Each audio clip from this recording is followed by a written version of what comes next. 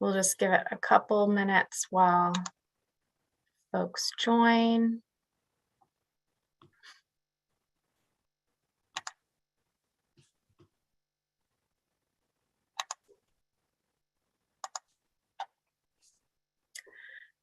Okay. Greetings, everyone, and welcome to the January business meeting of the California Truth and Healing Council. Listening sessions took place earlier this week and are available at the California Tribal Advisor YouTube page, or they will be available at that page, which is also streaming this event. They'll also be posted to the website, which has been reconfigured a bit, and they'll be on the meeting site. So all of the listening session recordings and all of the meeting recordings are at that page. My name is Christina Snyder, and I'm a member of the Dry Creek Rancheria Band of Pomo Indians and the Tribal Advisor for Governor Gavin Newsom. Before we get started, I'd like to acknowledge that I'm joining you from the ancestral homelands of the Patwin peoples. I'm now going to briefly walk through some of the logistics and preliminary business for today's meeting. First, we are recording this meeting, and it's available for public participation via Zoom, dial-in, and YouTube. The YouTube participation is not interactive, so if you would like to make comments before the council, please exit and join via Zoom or dial-in. The recording of today's meeting will be available on the YouTube and at the CTHC meetings page. For those interested in following the council, ongoing updates, including listening session recordings and listening session summary documents, are available now at the meeting page and then also at the catruthandhealing.com blog. You can also get updates for events by following the Governor's Office of the Tribal Advisor on Facebook, Instagram, or Twitter. Additional details, including meeting dates, agendas, and background information are available at tribalaffairs.ca.gov/CTHC. You will have the opportunity to provide public comment on agendized items throughout today's meetings when we open up for public comment, so we'll clearly call for that. And we'll also have the opportunity to comment at 3 or shortly thereafter if we have a lot of comments throughout the agenda. If you'd like to provide public comment at those times, you can raise your hand and our staff will call on you. You may also email written comments at info@catruthandhealing.com at your convenience. So as we begin, I am going to share my screen very briefly to go through the council meeting principles that have been adopted by the council to make sure that we are all engaging respectfully. I'm going to do that very briefly before we get started.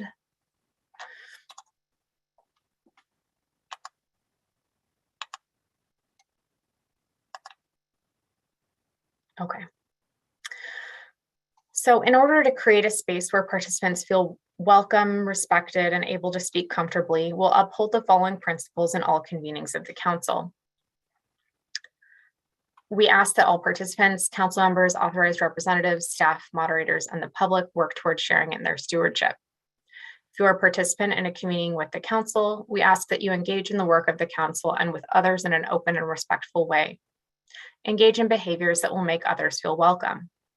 Take care of your emotional, mental, spiritual, and physical well-being, and seek support as you need it. Affirm the person, critique the ideas, provide feedback constructively and with the intent for mutual growth and healing. Welcome feedback and challenges to your opinions.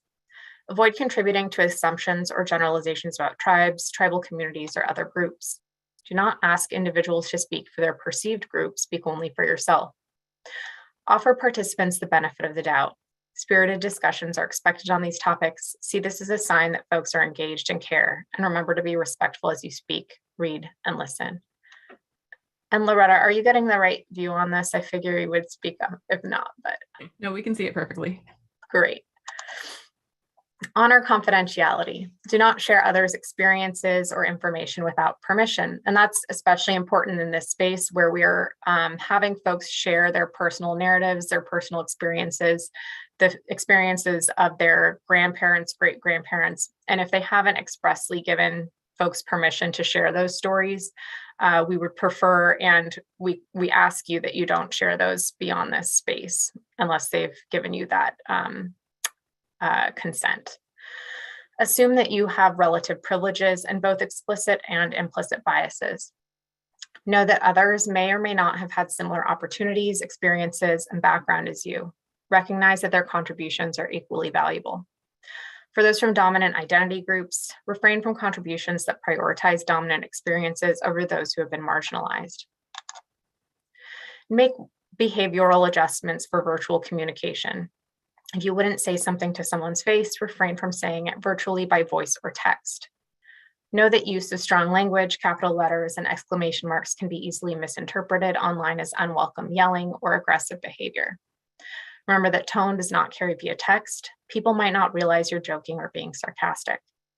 And leave space for others to engage and express comments and ideas if you have spoken recently by letting people finish their thoughts before adding new ones. Take steps to ensure your physical comfort. Some examples in virtual meetings include shifting your sitting and standing position often, taking a purposeful deep breath regularly, raising your eyes to look beyond the screen or sit back from the computer when possible to relieve eye strain.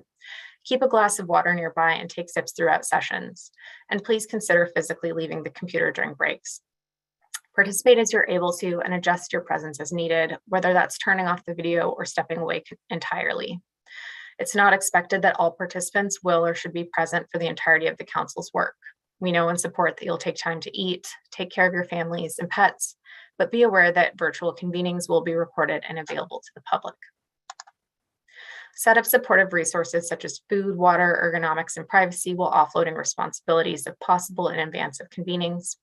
Plan for breaks and stick to them. Seek support from your own networks or from provided resources as needed. And please alert our staff to any concerns as soon as possible. Finally, we recognize that participants bring their entire selves and histories with them to the council, and that topics explored during the course of this work may stimulate emotions and thoughts that would benefit from accompaniment and support. Although trauma responses can come from a variety of sources and contexts, the council understands that those who have experienced disparate treatment due to their Native identities may specifically want to seek assistance related to historical trauma and related issues discussed with the council. Council staff will be providing supportive resources for participants to be available for the duration of the council's work. So I'm going to stop sharing and we will go into the roll call to establish quorum. Starting with the Central Region, Councilmember Khan. Present. Councilmember Kessler-Mata. Present. Councilmember Macaro. Here. And Councilmember Manzano. Present. Councilmember Burris. Here. Councilmember Perrone. Councilmember Sisk. And Councilmember Roberts. Councilmember Bojorquez.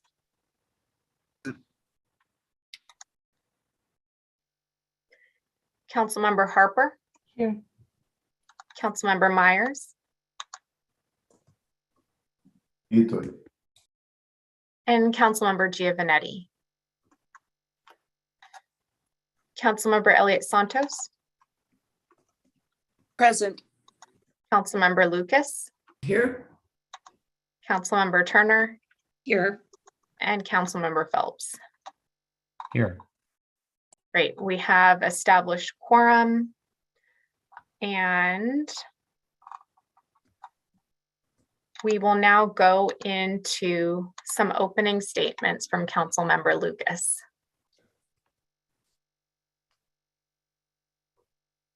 Can you hear me now? Okay, that's a great phase, isn't it? Anyway, I am from San Diego, California, Quimby Indian, living on my ancestral land. You've asked that I open it up with a few comments that may or may not be traditional. I would like to just acknowledge the time that we're in. We're in the beginning of a new year. Hopefully it's bright and shiny for everybody, and we have a great future to go to. I'd kind of like to offer up a little prayer that I learned from my father and from other folks, and hopefully it puts out a good positive energy that we can think in good, clear thoughts. So I will start with that. Amayaha, great and mighty creator of all things, who from the beginning to everlasting time, every spring gives us the water of life, the seeds, the herbs, the flesh of the wildlife, We look to you for protection, guidance, wisdom, knowledge, all the things that we need to make it through this life. We thank you for all your blessings. I ask that you will be with us and give us good, clear minds and remind us that our mind is our greatest value. So thank you for this, and please guide us on this journey to do what is best and good for all the California Indians. Oh. Oh, and thank you, Councilmember Lucas. Now we will have agenda item 4, which is council member updates. If any council members have any updates from the last meeting in November that they'd like to share with the group. Christina, before we move on to that, can I clarify who are the voting members for this meeting? Voting members are all the regular voting members. And I will let you know who those are in 2 seconds. Too many windows open. Voting members are Khan, Kessler, Mata, Macaro, Burris, Bajorquez, Harper, Myers, Elliot Santos, Lucas, Turner. Thank you. Just want to make sure I capture it in the minutes. Great. Now, if any council members have any updates, feel free to unmute your line and share any updates that you have with the group. Councilmember Myers. Yeah, thank you, Christine. Just wanted to share with the group, had a really good conversation with the Northern California Tribal Chairmen's Association about the work of the Truth and Healing the council is doing, and wanted to bring back, they had wondered if either you or Loretta maybe could present at the next chairman's meeting. I think it's on the 22nd. I can forward you the info, but just trying to get the word out and help folks get rallied behind. There was a lot of really good discussion, so very thankful. The other update, just wanted to let folks know, having conversations with the governor's 30 by 30 initiative and the advisory board, and the connection between the Truth and Healing Council and the 30 by 30 initiative. I think there's a lot of overlap there. And at some point, we should probably maybe look to have a joint meeting of the two, just so that we can make sure that we're outlining the crossover, and that they have a good sense and feeling of where we're heading. Because a lot of the work I feel like we're going to end up doing with the Truth and Healing Council is going to come into play with the 30 by 30 initiative, and making sure tribes are involved in that whole process. Thank you. And for folks' benefit, the 30 by 30 initiative is conserving 30% of the lands and waters in the state by 2030. And what that looks like, and what conservation and that concept even looks like. Great, thank you. And you reminded me that I did get a question from one of the chairmen up north about joining some of the subcommittee work. So we'll be talking to each of the subcommittees. I think each one has kind of a different scope, and will want different types of membership. So we'll be talking to each of you about how you want to be including different members from outside of this group as well. And Loretta and I are happy to join and present as people would like us to.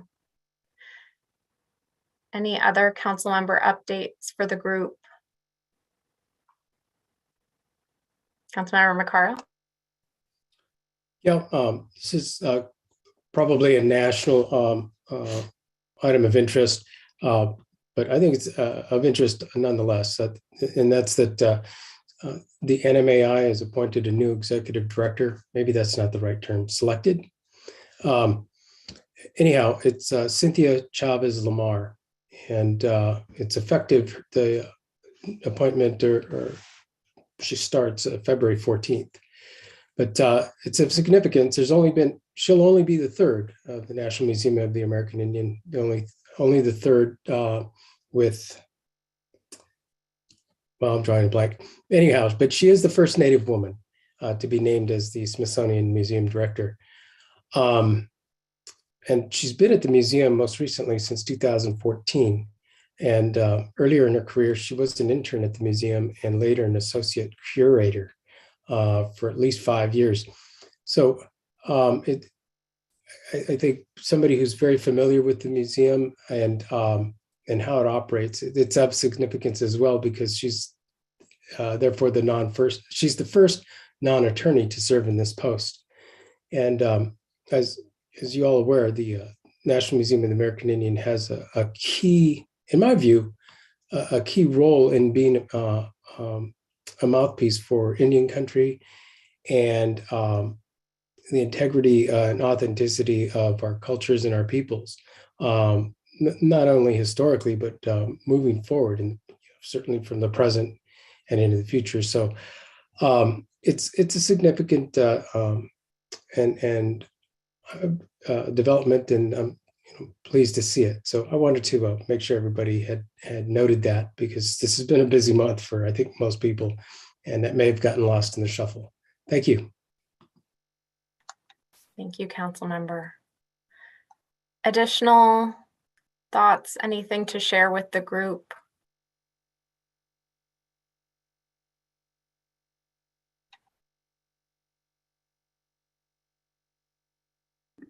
Christina, would now be the time for me to raise the question that I had posed to you in an email about seeking authorization from the council to represent myself and the council in a meeting, in a particular academic meeting.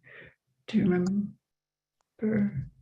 A little behind on my emails. Okay. We've had like 20 live streams this week.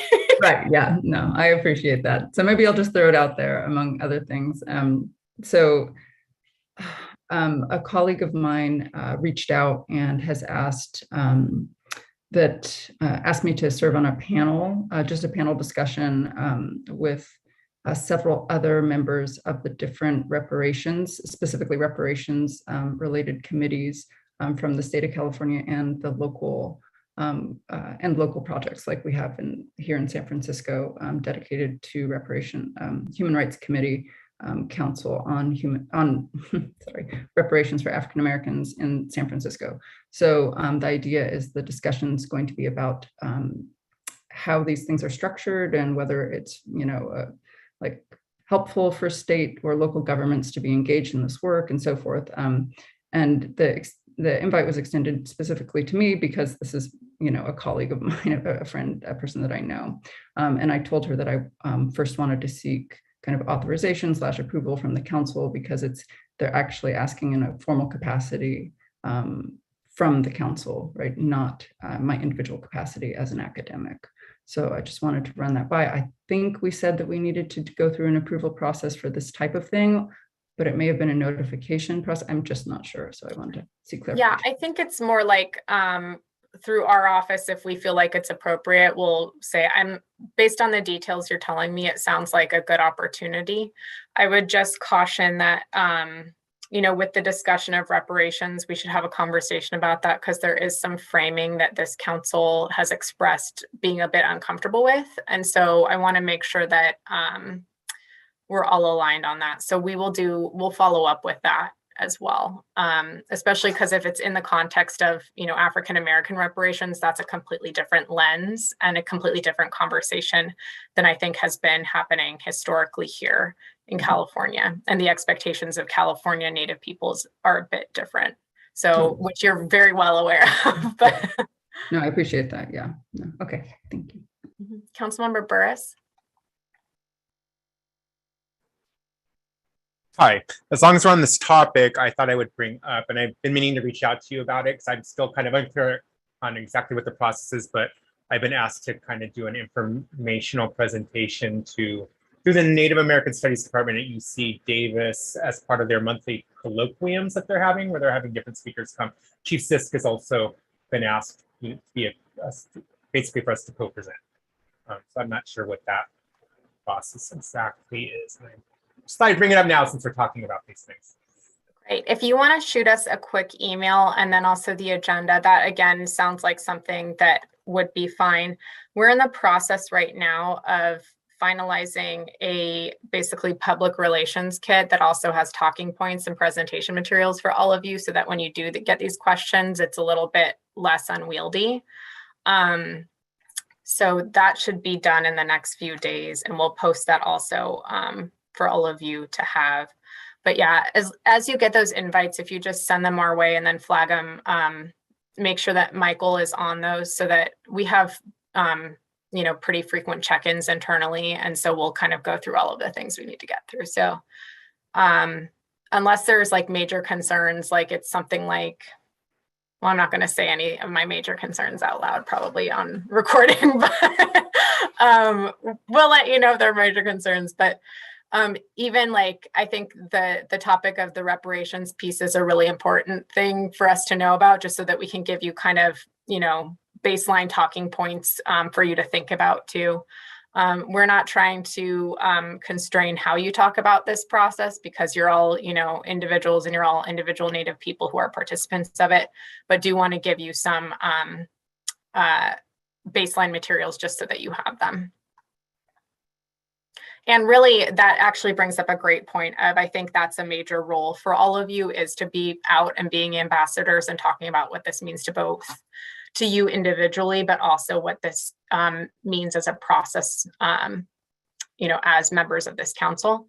We've even been getting, we're part of a couple of different groups for people in the similar positions at different states, and other states are starting to look into similar mechanisms, which is kind of cool. And so as that moves forward, we'll want you all to kind of be thinking about, what it means for California Native people, which is going to be completely different from, East Coast tribes, but also definitely something that we'll want you to be thinking about. Other comments, questions, concerns, updates for the group at this time? One of our big updates, which will go into the next agenda item as well, is that the Bagley-Keene waivers and the open meeting laws have been extended until the end of March because of the Omicron variant and the rapid spread of COVID right now. There's a lot of concern around it, and just for folks to kind of understand where we're at the state, most people are on full-time telework right now, and meetings are basically vaccinated, negative tests, and 95s, and like as few people as possible. So that's what, kind of the headspace we're in for the next couple of months, but just flagging for folks. Any other updates before we go into the regular meeting structure discussion? Okay. So the regular meeting structure, again, is 2 days, and it's quarterly. And we're kind of in the headspace that we do want to get this moving, because if we don't, it's not going to happen. And we're going to be waiting for ideal conditions when really we need to be kind of moving on this process. So we are planning for a 2-day meeting, and I'll give you the tentative dates. And we are planning to have that be very heavily hybrid, but want to give you all the opportunity, if you wanted to convene in person with some of those kind of larger constraints. And we will be hosting outside, so it'll be also a bit easier for folks to attend and feel like they're not taking unnecessary risks. And those dates that we've blocked are the 17th and the 18th, which are a Thursday and a Friday. The hearing would be on that Friday in Sacramento. And the day before would be the community convening, talking circle, listening session, kind of open-ended community convening. And that is tentatively at the site of the Indian Heritage Center. And so we'll be bringing in that task force as well to be discussing how you all kind of cross-collaborate. And Even the did meeting, I miss what month? March, sorry. And I'm giving you tentative dates because it could be that we end up in a space where, even doing hybrid is like not really viable, but we're going to try to do it as close to that date as we can. And then that Friday would be, right now we do afternoons because we're on Zoom, but we would gear towards morning just because you'd all be traveling and want to be mindful of that. You don't So- all have to be traveling, and we'd be creating conditions so that you could join via Zoom too. Yes, Chairman? So the 17th and 18th of March, tentative. And this meeting would be in the morning with the, what'd you say meeting- the day before? This meeting would be separate. Okay, So what we're looking at for this meeting is potentially hosting it. Did we say I think we said, Friday the 4th? I think it was the 4th, and that would be a business meeting. So something like this, and with the quarterly meeting being the 17th and 18th. And more public facing, hearing oriented. So we'd keep these business meetings so that you can all discuss, reflect, act, move forward, do subcommittee discussions. And then those meetings would be, bigger, more community oriented hearing style. okay. Thank you. Christina, when you mentioned a hybrid, do you mean in person and virtual? Is that what you're? Okay, thanks. Exactly. And so again, we're going to try to lean heavily into hybrid and plan for that so that people are comfortable joining via Zoom also. And also kind of want to make sure that everybody who is attending is being as safe as possible, and that we're creating conditions that are as safe as possible by limiting size, having it outdoors, having social distancing, having masking, but do want to make sure none of you have even met collectively yet, and we need to, have that happen. And also just for us, if we even end up moving it, for us, it's a good exercise in planning what these meetings might look like too. So for that first meeting, that's kind of what we're looking at, is both streaming plus hybrid. Loretta will be manning the chat so that we make sure that people feel like they're engaged if they're joining virtually, but then also have the ability to have that hearing space in person. Councilmember Myers? Will this be a public meeting? Did I miss that part? Yes. Okay. Is there funding available to help travel for folks if they want to go down? So we have funding available for all of you. Your travel is covered. Your stipends are getting worked out in the CalHR process, but they are happening, and it's just Loretta can explain if people want to hear about the bureaucracy, but all of your travel would be covered, and you just submit claims. And community members who are seeking to travel, that this is one of the updates for the funding subcommittee, but that pot of funds that you've all discussed would be available for community members to travel to these meetings as well. Councilmember Lucas? Yeah, I'm sorry to remind you, but I think we asked if you couldn't give us an update on the status of the museum. Is it going to be built? Is it never going to be built? Have we wasted money on it? Where does it stand? It's going to be built. So In my lifetime? what's that? In my lifetime, I hope. I hope so too. We're apparently landing on I say we, but I'm not on the selection committee, and I'm not technically a member of the task force. I just convene them, but the selection committee is landing on a final firm for the design build. They're pretty happy with it. The selection committee includes Agua Caliente, Yochadihi, San Ynez, who am I missing, Loretta? You're digging Sorry, I back. wasn't prepared to report out on No. this.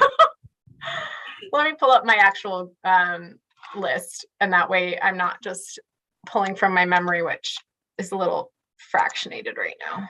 And we are hoping, so for the March quarterly meeting, we are hoping, it's our intention to kind of have that task force attend the meeting as well, so that we can have everybody together.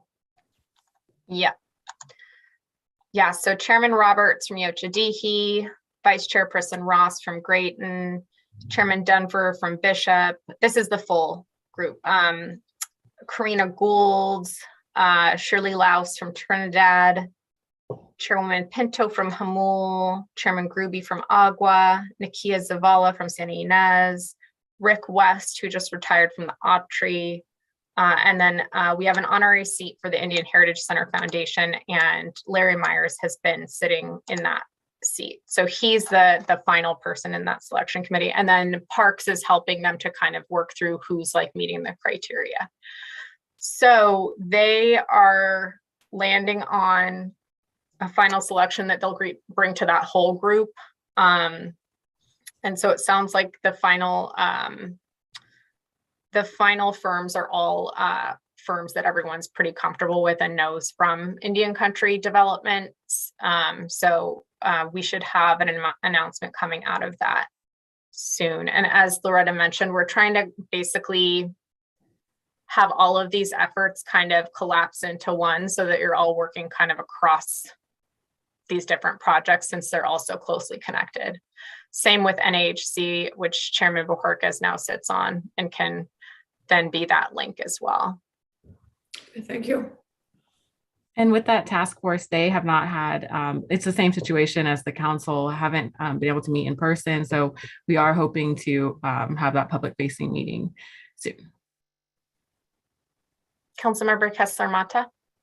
I just want to follow up on Vice Chairman Myers's comments or question. Specifically, I want to see if we could try to make sure that folks could receive funds in advance of like actual travel so that they have cash in hand when they hit the road. Because of course, not having due reimbursements is a lot harder when you're trying to get community members to the table. Absolutely. And I think the only constraint on that is the funding subcommittee creating a rubric for that. So yeah. The Okay, funds are there. Yeah, they just want to know who they should be giving it to. And my understanding based on our conversation with DWP is that it'll go through federally recognized tribes, 501c3s, and these are like tax reasons. They're not ideological reasons. And so to the extent that there are members of the community that are not members of tribes that are 501c3s, we are also looking and talking to folks about being a pass-through for those community members as well. And so if your tribe also just has like interest, I think that'll be helpful for the funding subcommittee as well. So just to clarify, it won't be community members applying directly to the fund. It'll be basically the tribe applying on behalf of its community. And again, we do want this meeting really heavily hybrid. But we will, have those mechanisms in place, but really want to have a hybrid style meeting for this. And if we could have the council meet and be there in person, that would be, the goal of this. And then as much interaction as we can, pending COVID. Yeah. And I would say like, we probably also want to, in some of these places, prioritize the communities that are from those places. So like if we're in Sacramento, we'll be thinking, UAIC, Wilton, Shingle Springs. I'm not listing all of them because I'll miss at least one and I'll get an angry email. So folks who are, from the area, I think, and folks even who live in the area and have, moved around for relocation purposes or just because Sacramento is such a great place to grow rice or whatever it is.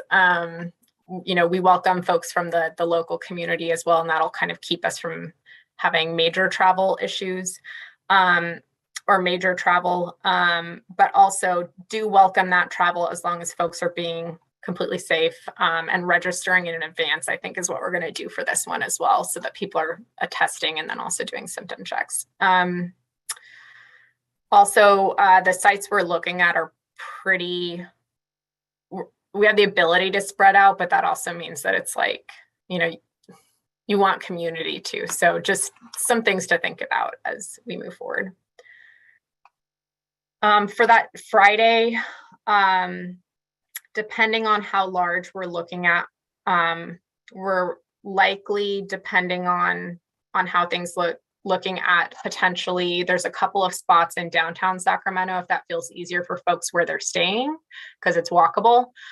If not, we're also talking to Sac State about potentially partnering with them. So if folks have any ideas about that, we're going to be discussing with Dr. Reed kind of soon about some of her ideas around that meeting.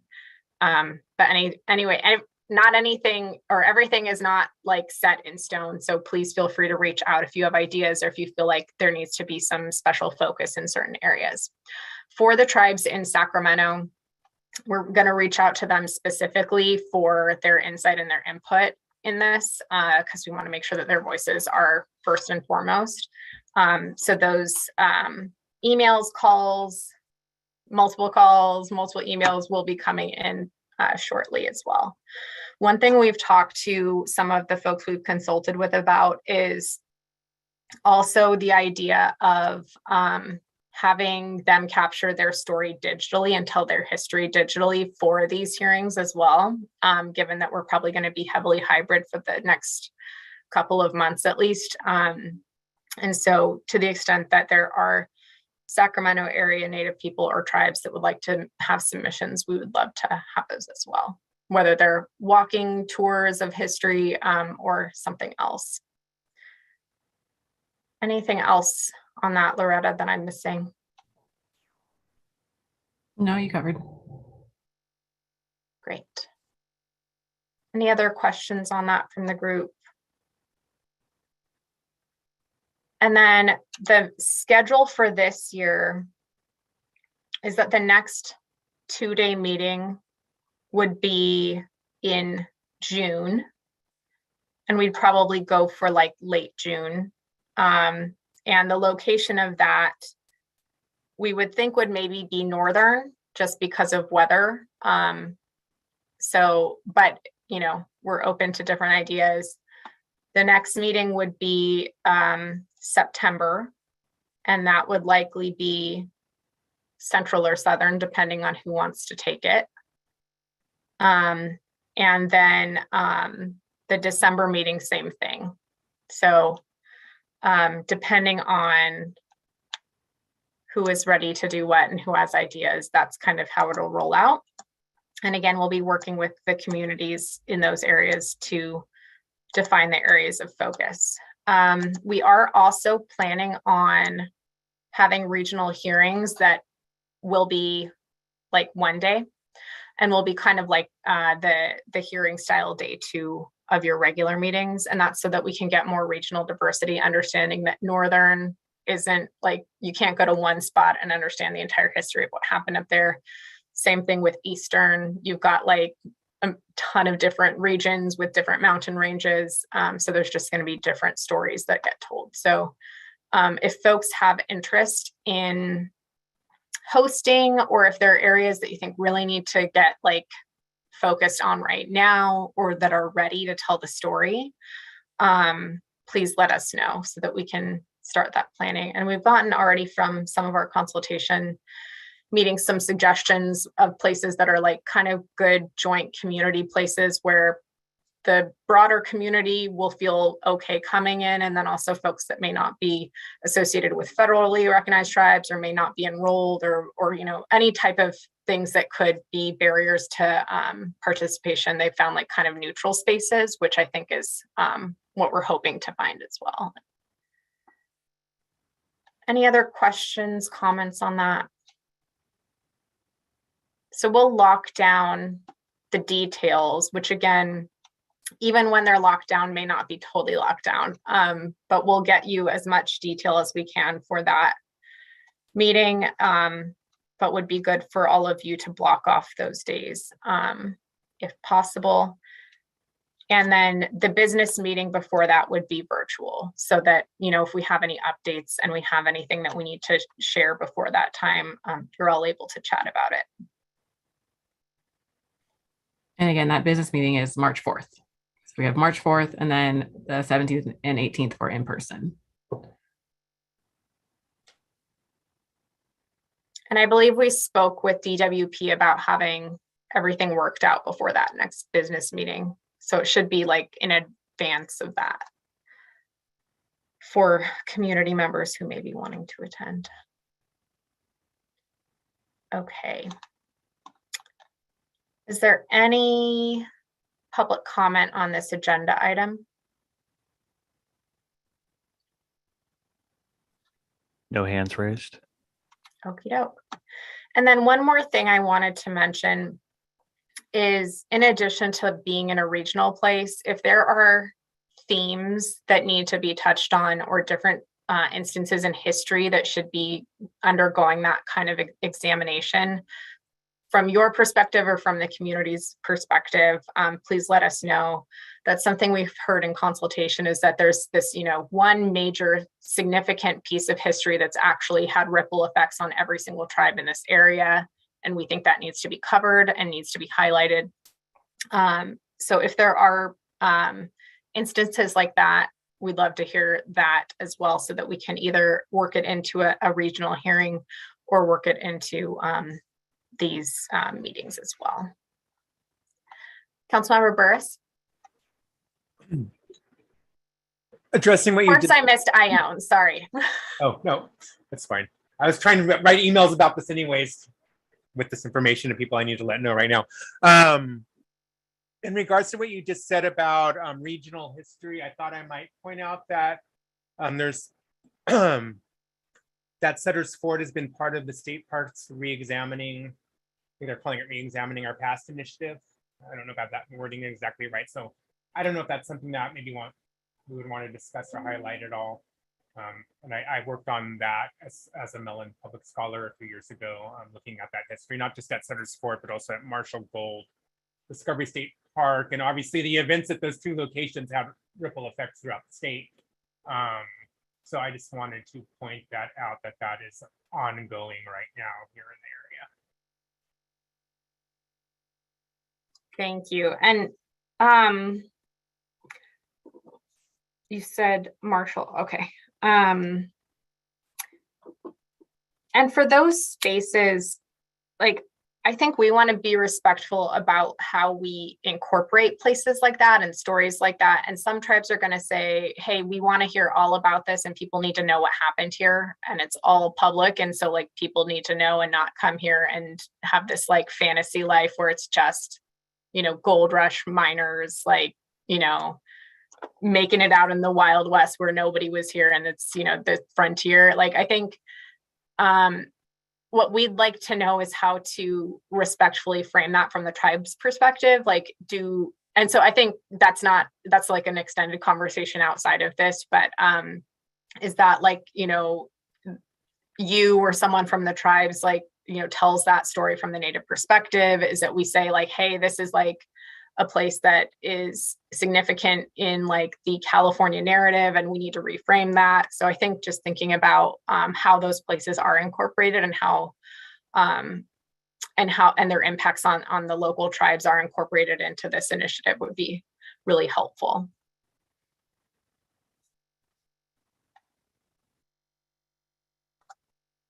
Other thoughts, comments? And there may be different sides of this. Like, it may be that some tribes don't want to focus on places like that, but instead want to elevate instances of Native history, for example. So like, the Modocs holding out for, however long and coming back to their ancestral lands repeatedly to stay here, basically. So like things where like, maybe it's not, we're highlighting those instances where something particularly awful happened to Native people, but instances where Native people really, had a significant impact on this place, stayed, were resilient, and we want to celebrate that as well.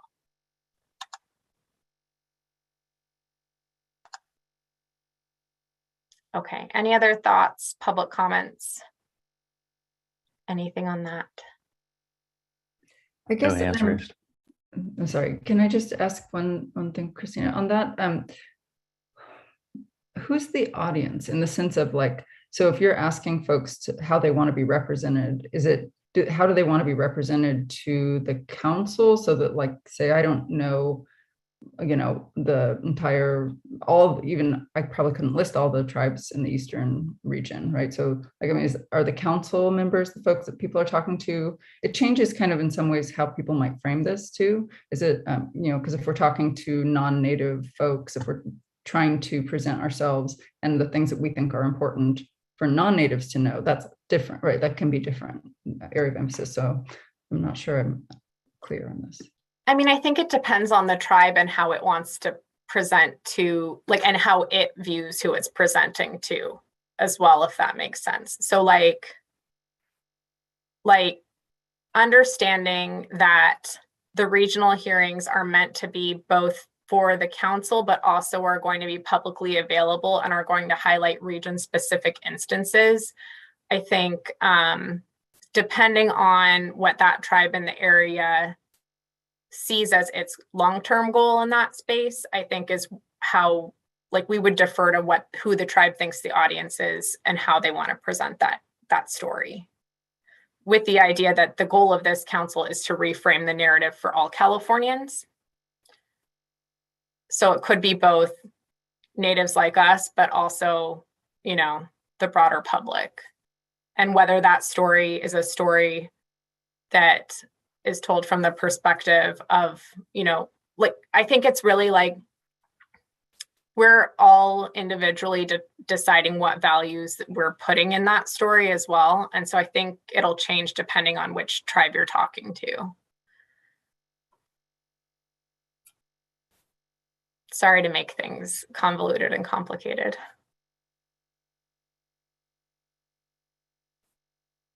That is life.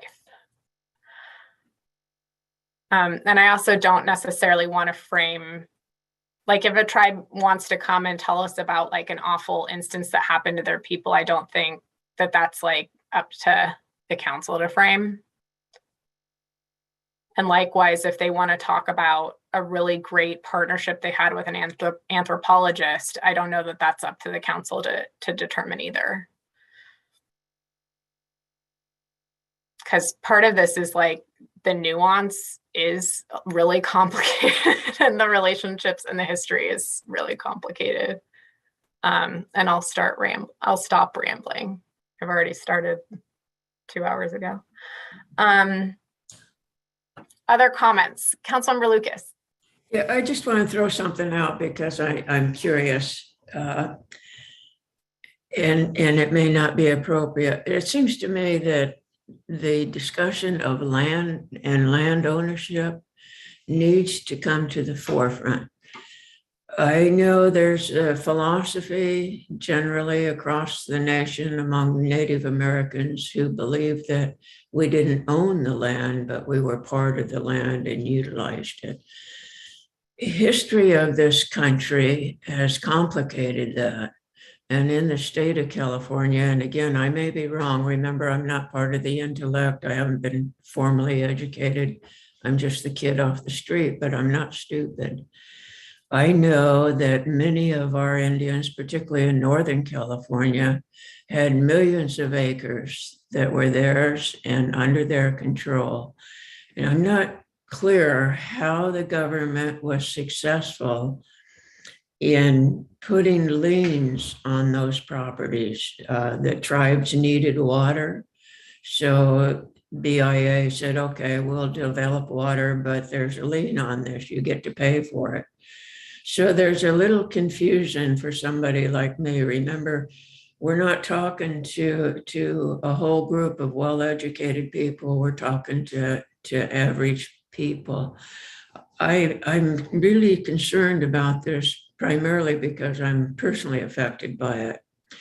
The loss of our property as Indians and as California Indians has been horrific.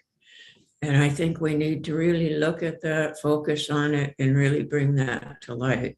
When you have every other culture who's benefiting on reparation because of slavery or because of whatever else happened, we're really not talking about the loss of our own land to our own people, where the land truly is a part of who we are. Our blood is in this land.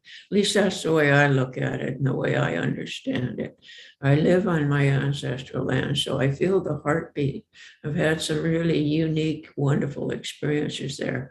Is it because it hasn't been molested by the agency? But as time goes by and each generation comes, we're becoming more and more assimilated, which is what the government wanted.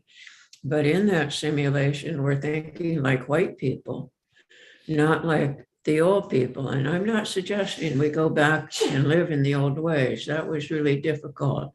What I'm really asking for is some clarity. How do we look at the truth of that? How do we keep that desecration of the land from continuing? I think it's a vital subject, and I'm not hearing it. And is it just because I'm so isolated? The rest of you are all connected to this instant information around the world, so you have something different from me. So I guess I'm pleading with you. Can somebody really help me out on this? I'm going to speak for the group and say, yes, I think that's a critical piece of what this council is going to look at. Just as a quick preview for some of you that I'll be discussing in subcommittees, the state library has actually done a pretty great job of digitizing a bunch of these records, and they're on CDs because it was done in 2007. And it's actually been surprisingly easy to get that information off of those CDs. So we have all of those statutes and those records from 1850s. And so some of the pieces in that I'm like reading in real time right now are things like making it illegal to have salmon weirs. And so there's certain acts that we can trace back to. And I suspect because there's also militia payments, there's things where people have been they've gotten clemency for the things that they've done. There's militia like lands that were granted. So a lot of the stuff in these records, I think, is how we're going to take a crack at organizing this for all of you to think about, because it's the exact things that the state legislated and did at the beginnings of the state. So it's both that act for the protection of Indians, but also some of these like associated acts like outlawing salmon weirs and things that are essential to native lifeways in many parts of the state. And I think land is absolutely a piece of that you'll all need to take a look at and think about how to do better. Councilmember Myers. Thank you, Councilmember Lucas, for bringing this up. Land and land ownership is a huge part of what I try to dedicate my life to. And I think earlier I would say there's a huge crossover between the 30 by 30 initiative and the Truth and Healing Council, and the crossover is land. And I think the idea of land theft we often have is this, historical concept that land was stolen a long time ago. And I think for me, looking at what's happening in this country, it's also very recently, like happens all the time. And I look at these occurrences of land trusts who come and buy huge tracts of land and then, basically transfer the ownership into or out of tribal ownership or even tribes' ability to purchase land. That is a continuation of that same process. We have land trusts we're up here in the north that have purchased tracts of land that even if we wanted to buy them back, we are no longer able to. And then they put them into conservation or to easement and basically have cut out even more land from us being able to acquire. And I think it's one of those areas where the 30 by 30 initiative, moving more land in conservation, why it's extremely important that we have this conversation based on the history of California and conservation, and how these overlap both with private trust lands, state park lands, national park lands, and how these two cross over. It's exactly what I think I'm trying to push here. And I think on on a more holistic, like on a longer viewpoint, when we look at land ownership, I would argue that absolutely, I agree with you. We believe we belong to the land, but if you look at legal definition of ownership, land ownership in the nation now, you really don't own land now, right? You own rights to do things in areas. So if you buy a 100-acre parcel, you actually don't own that land. You own the right to, cut its trees, to pull its water, to build a house, to kick people off. And I would say, looking back, if you apply that legal definition to land ownership, tribes very much felt that ownership, right? We believed we should have a say on what happened on the land and who was able to take from it, and who was able to build on it, and the laws that were applied to it, who could build homes on it traditionally. And so it's something that I think here fairly quickly in the next year, I hope that the council dives into and has a huge weight on the 30 by 30 initiative, and making sure that more land gets transferred, and that is also part of the story of conservation that hopefully the Truth and Healing Council will get to. Other related issues that have been under discussion are even like the quality of lands. So like lots of tribes live on Superfund sites. Lots of tribes live in areas where they never lived. We've heard yesterday in the youth convening about Council Member Elliot Santos's tribe being outside of their ancestral lands that are just, a few miles away, and not being able to access like ancient springs, ancient places that our ancestors used to be able to go to. So even the concept that was brought up by some of the panelists yesterday of, it being kind of an act of rebellion to just go hike certain places without permits, that type of thing, the fact that you need to ask for permission for trails that have been used for, since time immemorial, for thousands and thousands and thousands of years, for us to all be interconnected. I think even those concepts of land back, of, what's going on here, and why are we even listening to these big barriers? But I shouldn't say that out loud, probably. Additional comments, Chairman, Councilmember Bojorquez? Yeah, on this topic of land, and whether it's access, whether it's ownership, whatever we're looking at of give back, this is something that personally I know that I always struggle with. Being from a non-federally recognized tribe, I have to basically beg to get access to my ancestral land, to go gather, to do what I need to do. And it's great that there's avenues.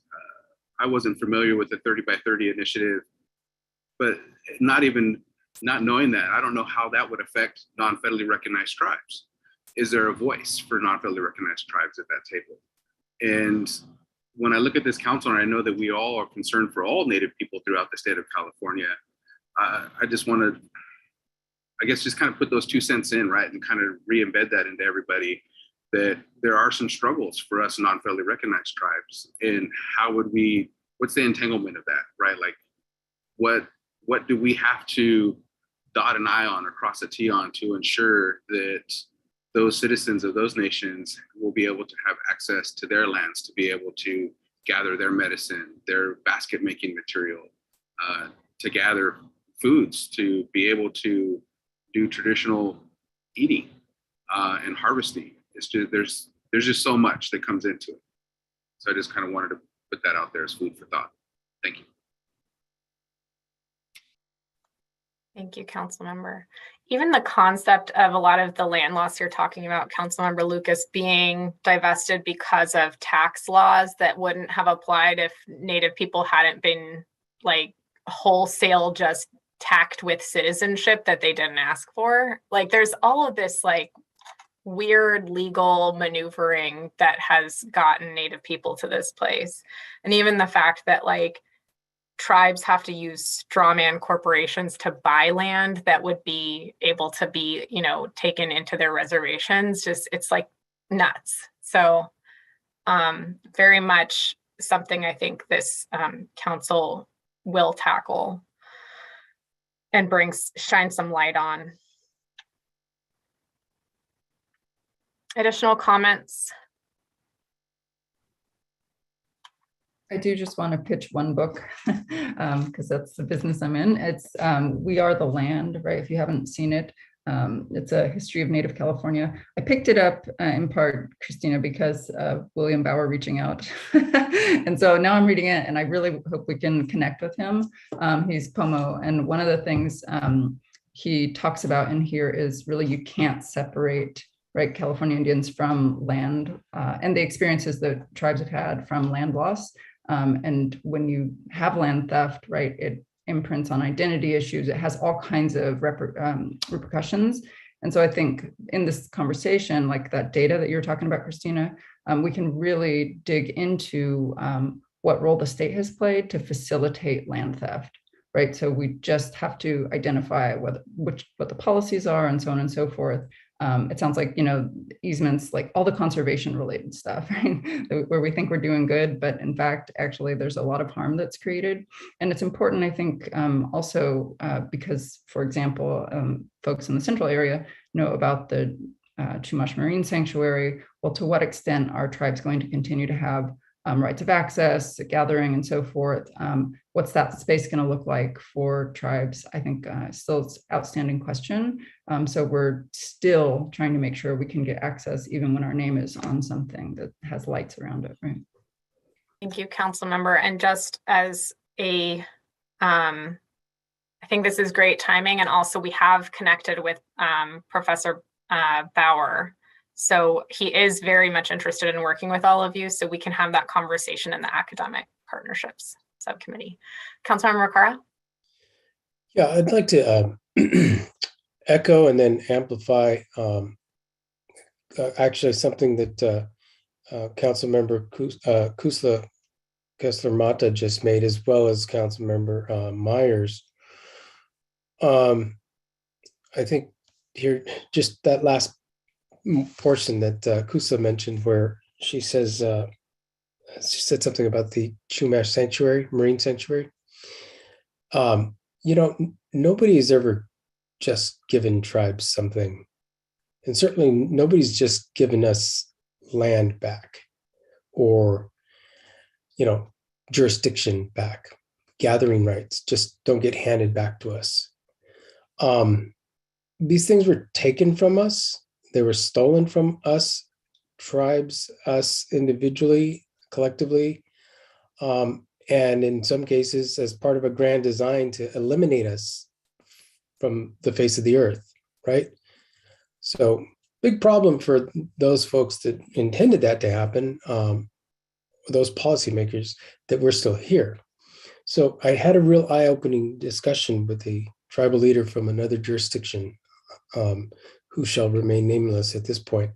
But over the holidays, that actually didn't expect to hear this come up, but I'm going to bring it up because it's relevant to the discussions that's transpired in the last 10 minutes or so. And that is, I was kind of opining that we, our ancestral people, Payom Kuwachum, the formerly known by the colonial name of Luceño, us Payom Kuwachum, we have a word for salmon in our language.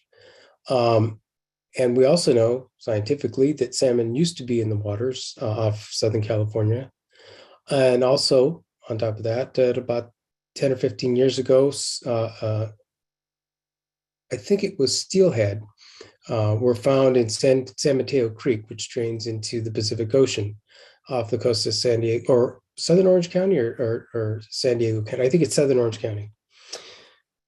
All those things taken together seem to begin to make a circumstantial case that, yes, they were salmon here, especially the part where we, in our language, have a word for salmon. Selwamal is the word, by the way. And just like we have a word for bison in our language, uchanat. So a long time ago, elder, in fact, the father of Robert Levi, who's on this call, told me, he says, if we have a word for something in our language, he says, we had that thing. He says, our people didn't invent words for things they didn't have. And, I've always believed that. And I've found that to be true in every instance over the last 35, 40 years for sure, which is most of my adult life, I think. So the conversation, to just give you the short version of it, is, if you were salmon people, because if you had salmon, you certainly fished for it. He says, you still are a salmon people. And I said, well, okay, let's just assume there was salmon in Santa Margarita River and the drainages that we are present day living on. We would need fishing licenses to get to, even take a salmon or any other fish. And this tribal leader said, you actually don't. He says, the only thing you might need is a permit from your own tribe. He says, I don't know. He says, tribes should be thinking, Indian people should be thinking, we can permit ourselves to do these things. We should be permitting ourselves to do these things. Not wait for the state to do it. No, because we had a little bit discussion about, what would be an outcome of our council here. And I had mentioned previously, and you've heard me say, well, it would be good if we didn't have to pay for a license as Indigenous Native Californians. That adds insult to injury. Well, this goes actually one step well beyond that. To say, never mind the state license for that. It's absolutely right. We do not need a license from the state to gather things that are part of us, things that we eat, things that we use for tool making, to make everything else, things that like fish from either the ocean or any of our rivers or streams that may not be completely polluted and endangered and a danger to eat. But the whole idea is waiting around for somebody to give us that permit or permission. It's likely not going to happen. So, just to echo again and tie these remarks together, there is a path forward for each of us as tribes and as Indians, as citizens of each of our tribes, that we can assert that permitting power unto ourselves for the purposes that we've always used them. It just takes the frame of a modern day frame of permitting and fits it into, the jurisdictional concept of, well, the feds have a jurisdiction for permitting things, and then on state lands, they have a jurisdiction for permitting things and a jurisdictional power, but so do we as tribes. And, we've seen it, especially over the last 20 years, that even if there's a sacred site that's not on our tribal lands, it's outside our jurisdictional power, we still have something to say about that. And if we exercise powers to protect that site or that place, we've done it in many instances, and in some cases resulting in successful protections or mitigations. So lots to go. This is a much bigger conversation, but hearing Councilmember Kessler-Mata and Councilmember Myers speak on the topics they did resonated with me. And I think it's something important to put forth. And maybe not as necessarily an outcome of this, the work of our commission, but is something that we impart to our fellow California Indian people and California tribes. Anyway, thank you for the floor. Thank you, Councilmember. Councilmember Burris. Well, as long as Kusla was doing a book plug, I thought I would run and grab the book off my bed that I started last night because it's relevant to the conversation we're having right now. I started reading the Marie Potts book last night. So this is authored by Terry Castaneda. She's an anthropologist at CSU. It's non-native, but I believe has pretty close ties to the ethnic studies department there and the native faculty there.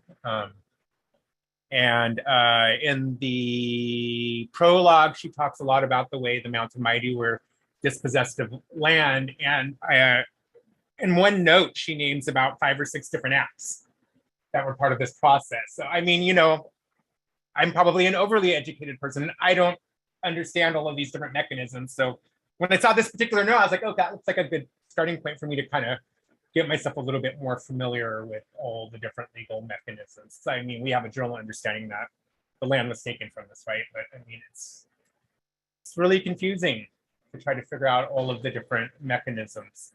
So I just kind of wanted to point that out, that I feel like the first portion of this book is giving me a good start on having a better understanding of that.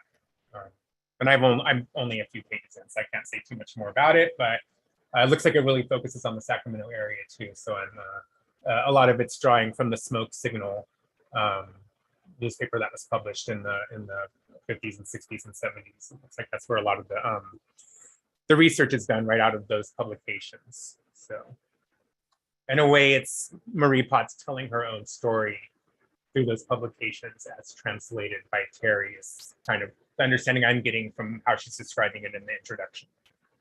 I'll leave it at that. Thank you, council member. And as you all have these recommendations and you feel like they are worth sharing, we can put them also on the website, not as endorsements, but as things that are enlightening if people are wanting to enter into this space. We've also had a conversation with Professor Platt at Berkeley, who wrote Skull Wars, and it's about Native anthropology, and he has a lot of work done in that space specifically and is interested in working with this council. So we'll talk to the subcommittee about that too. Councilmember Myers? I won't be long, and I was just thinking now we should probably talk about two things. One, I think this is absolutely something that we should probably ping as a topic, because I think all of us could add a lot more into it. Thank you, Councilmember Lucas, for bringing this subject up, and it's extremely important. The second one is whoever the tribal leader that Chairman McCarr was talking about sounds like a really smart guy. Wonder who it was. Wonderful. So what we're going to do and take a crack at, as I mentioned, is we've had discussions since the beginning of this council about like different categories under examination. And I think that'll work out as we move along. But I think land is a good example of something. And I think Councilmember Kessler-Mata also had kind of a different framing that we had discussed earlier. And so what we'll be doing is thinking about what those frames are, since you've kind of set up your, I don't want to call them foundational subcommittees. We're going to start looking at what are substantive subcommittees so that you can start having even like listening sessions specific to lands and waters or biodiversity, or, you know, something that isn't from the lens of the state categories that I'm thinking of.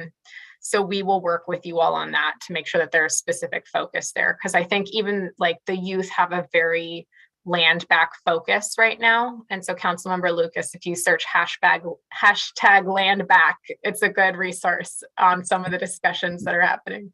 Yeah, may I just add another thought here? I appreciate everybody's comment, and I'm glad that we're going to initiate that. All the comments are valid, and there's been many times where I have told the forest supervisor it'll be a cold day on hill before I ask Mother May I, before I use the forest. So while they're sleeping, I go out and do my own thing. But, you know, what concerns me most about the land, particularly land that is owned by Indians or a tribe that ends up paying taxes, and you have multi-owners on that piece of property, it's at risk. If you don't pay your taxes, you find out in a hurry who does own it. But there's a lot of stuff that goes on behind the scenes, and you may not be aware of what's going on. So it's a real concern because I have a personal experience here that has got me somewhat in the dumps. I don't want to say the dumps because I'm not in the dumps. It's just that I don't know enough, and nor do I believe that those Indians early on who were forced to take liens against their property and end up losing it truly understood what was going on. So we're looking at levels of consciousness, personal consciousness, education levels. And I think you've heard me say this in the past, secrets are not beneficial. You cannot protect anything. You cannot help salvage it if you don't know what's going on. So I'm glad we've got the conversation going. I want to cover it all, and I want to cover this today's society need for taxation. If you don't pay your taxes, it ain't yours. So we need to find some answers and some solutions, or at least educate our people as to how important joint ownership is and how important honesty and no secrets is. I've lived long enough to tell you that's a crucial item that we need to talk about. Thank you. Thank you, council member. Okay, if there's any public comment at this time, we can take some. But otherwise, I would like to take a 10-minute break for everybody, and then we'll come back and go through the subcommittee items. Okay, everyone is nodding, so we'll come back at around like 2:35.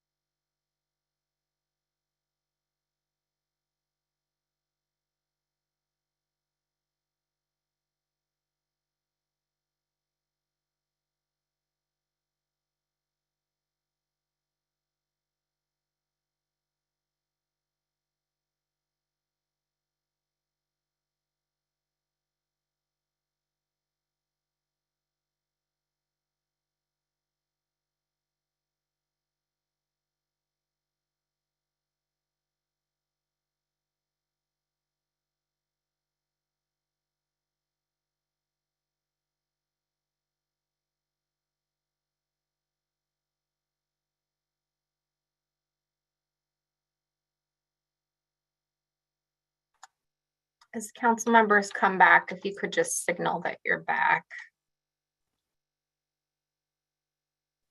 Great. Perfect. Okay.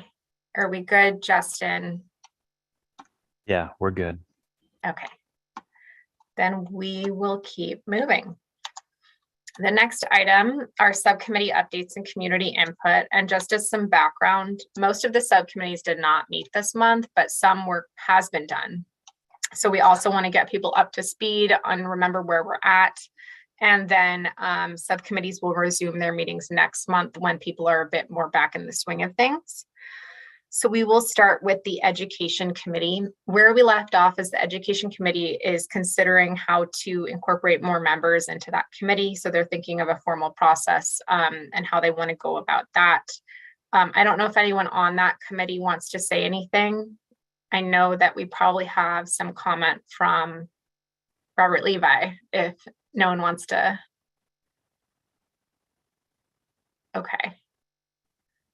Can we see if there's anyone who'd like to give public comment at this time? There's one hand raised. Great. Robert Levi, I'm going to allow you to speak now. All right, I'm unmuted. So yes, good afternoon, everybody. A quick update that I had privy to is listening on the youth council endeavors on, was it Wednesday and Thursday? Very, very cool. I mean, it was, I got a lot out of it from, what the youth was talking about in terms of education, what they were feeling in school, what they would like to have in terms of more emphasis on California, American Indian history. And again, that's what we're working on. And again, letting Cynthia know, Christina know, and Loretta know is that, we're working on that. We mean Assemblymember Ramos and my wife and I and others in the endeavor of trying to get AB 1554 passed. And then just on, I believe it was Wednesday night, Assemblymember Ramos put a bill in. I don't remember the name, Christina. If you might, I think it was AB 1730. I think, I'm not, don't hold me to that number. But again, that was just looking to get more local tribal input in terms of designing curriculum for their local school districts, which is really coming out of AB 1554. And then also with the ideas of, teaching ethnic studies as a graduation requirement in 2024. And then again, with that 1554, the need for more American Indian teachers. And again, I'm just getting on board as the elder in residence. Yes, Mark, elder in residence at California State University, San Bernardino, and then trying to get more emphasis on the local tribes within that Southern California region or the central region here at the Truth and Healing Council. So that's about it as far as I know. But again, going back to the youth council, it's coming together, which is very, very cool, and listening to what the students have to say. Okay, thank you, Christina. Thank you, Loretta. Thank you, Robert. And as always, we really appreciated all of your engagement over the past couple of days as well, and have some ideas based on our conversation yesterday about the next iteration of convenings. So very exciting. Any other comments on the education subcommittee?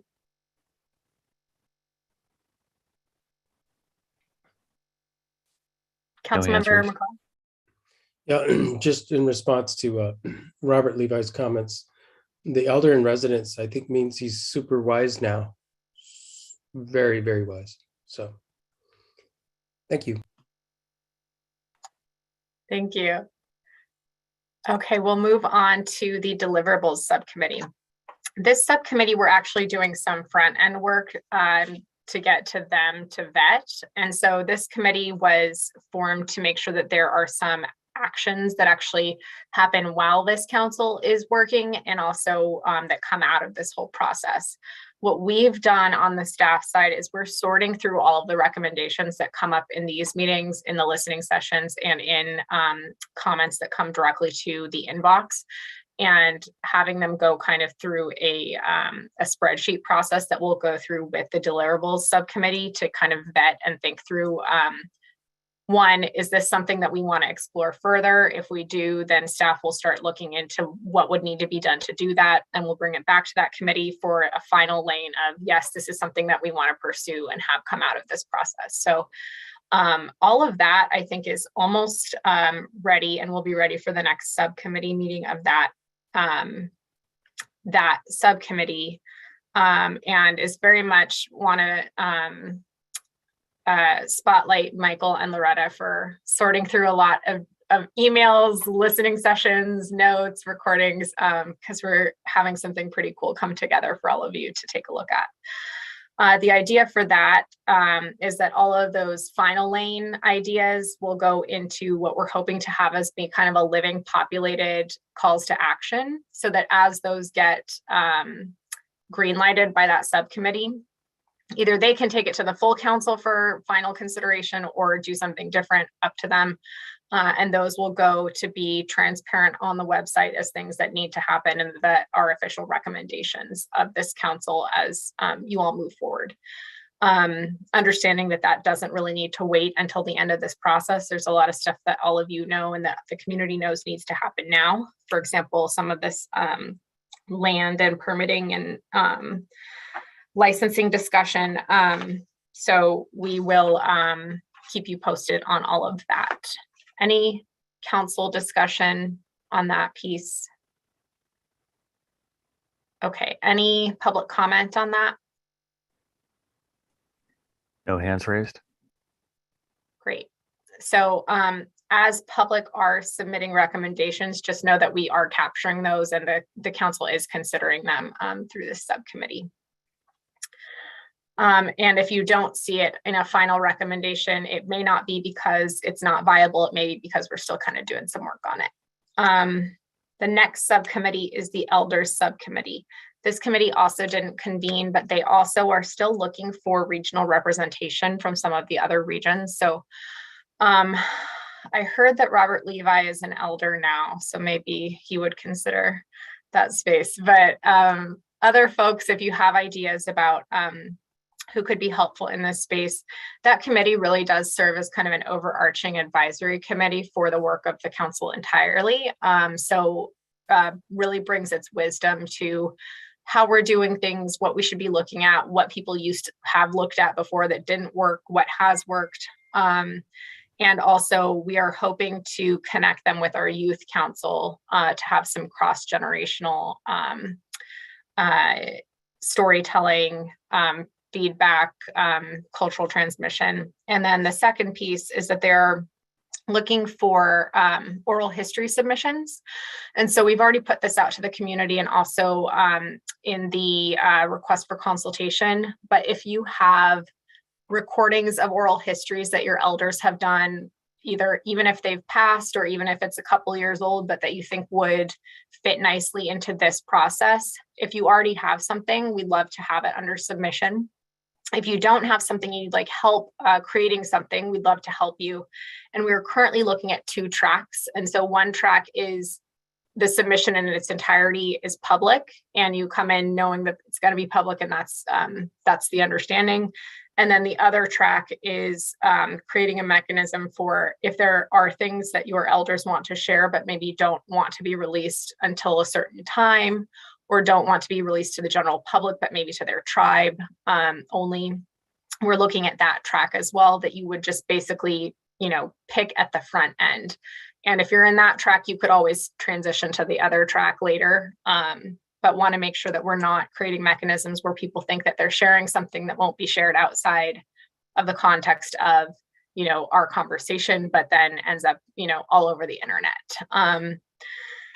So Councilmember Lucas, did you want to add anything? I did. Am I on?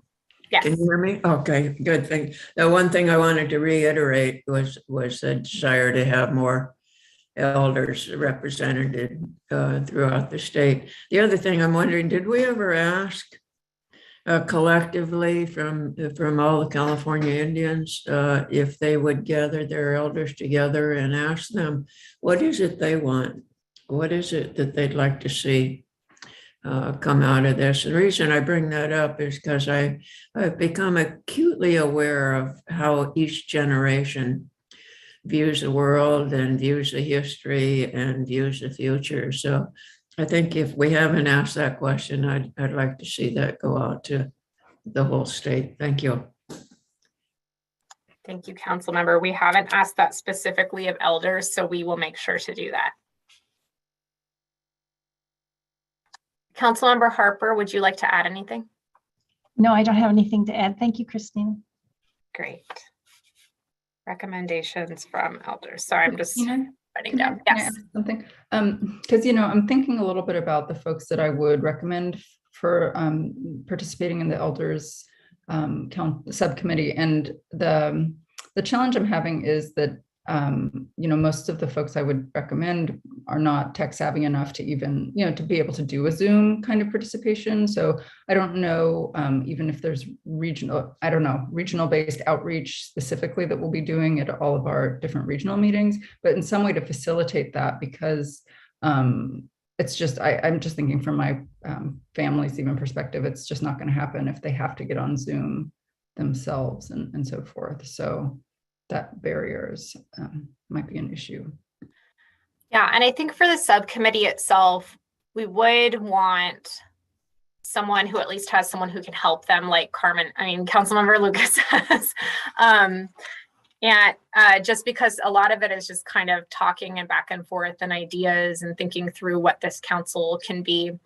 But for the elder engagement generally, I think you're absolutely right. And what we'd really like to tap into are some of those, both families, but then also elders councils that different tribes have, and regional elders councils, because those connections already exist. And we want to just make sure that, like, as we're moving forward, that we're tapping into existing resources that people trust. So very good point. And I think that's the kind of how we're going to deploy that work. Councilmember Lucas? Yeah, I just want to add one thing. You're absolutely correct. Most of us are not savvy as far as the computer is concerned, so I'm not embarrassed to ask for help.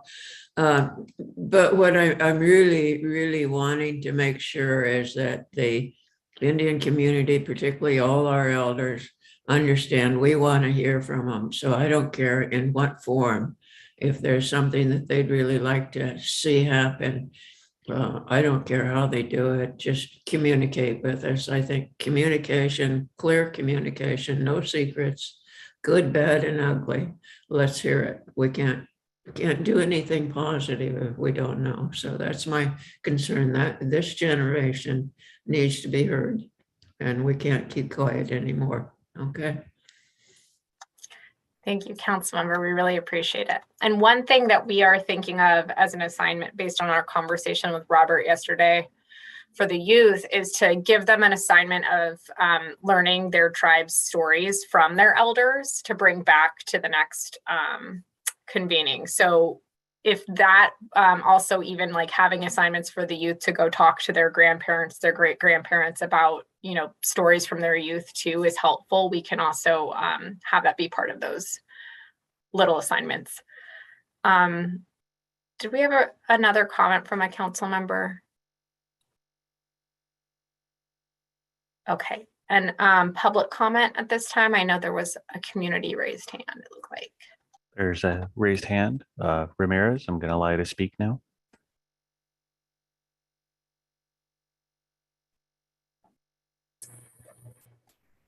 This is Louise Miranda Ramirez, Tribal Chairwoman for Ohlone, Costanoa, and Estevan Nation.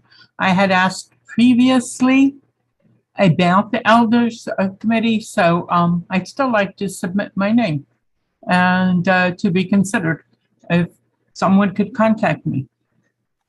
And that's it. Thank you. Thank you. We very much appreciate it. And I apologize that we haven't been in contact yet, so we will reach out to you.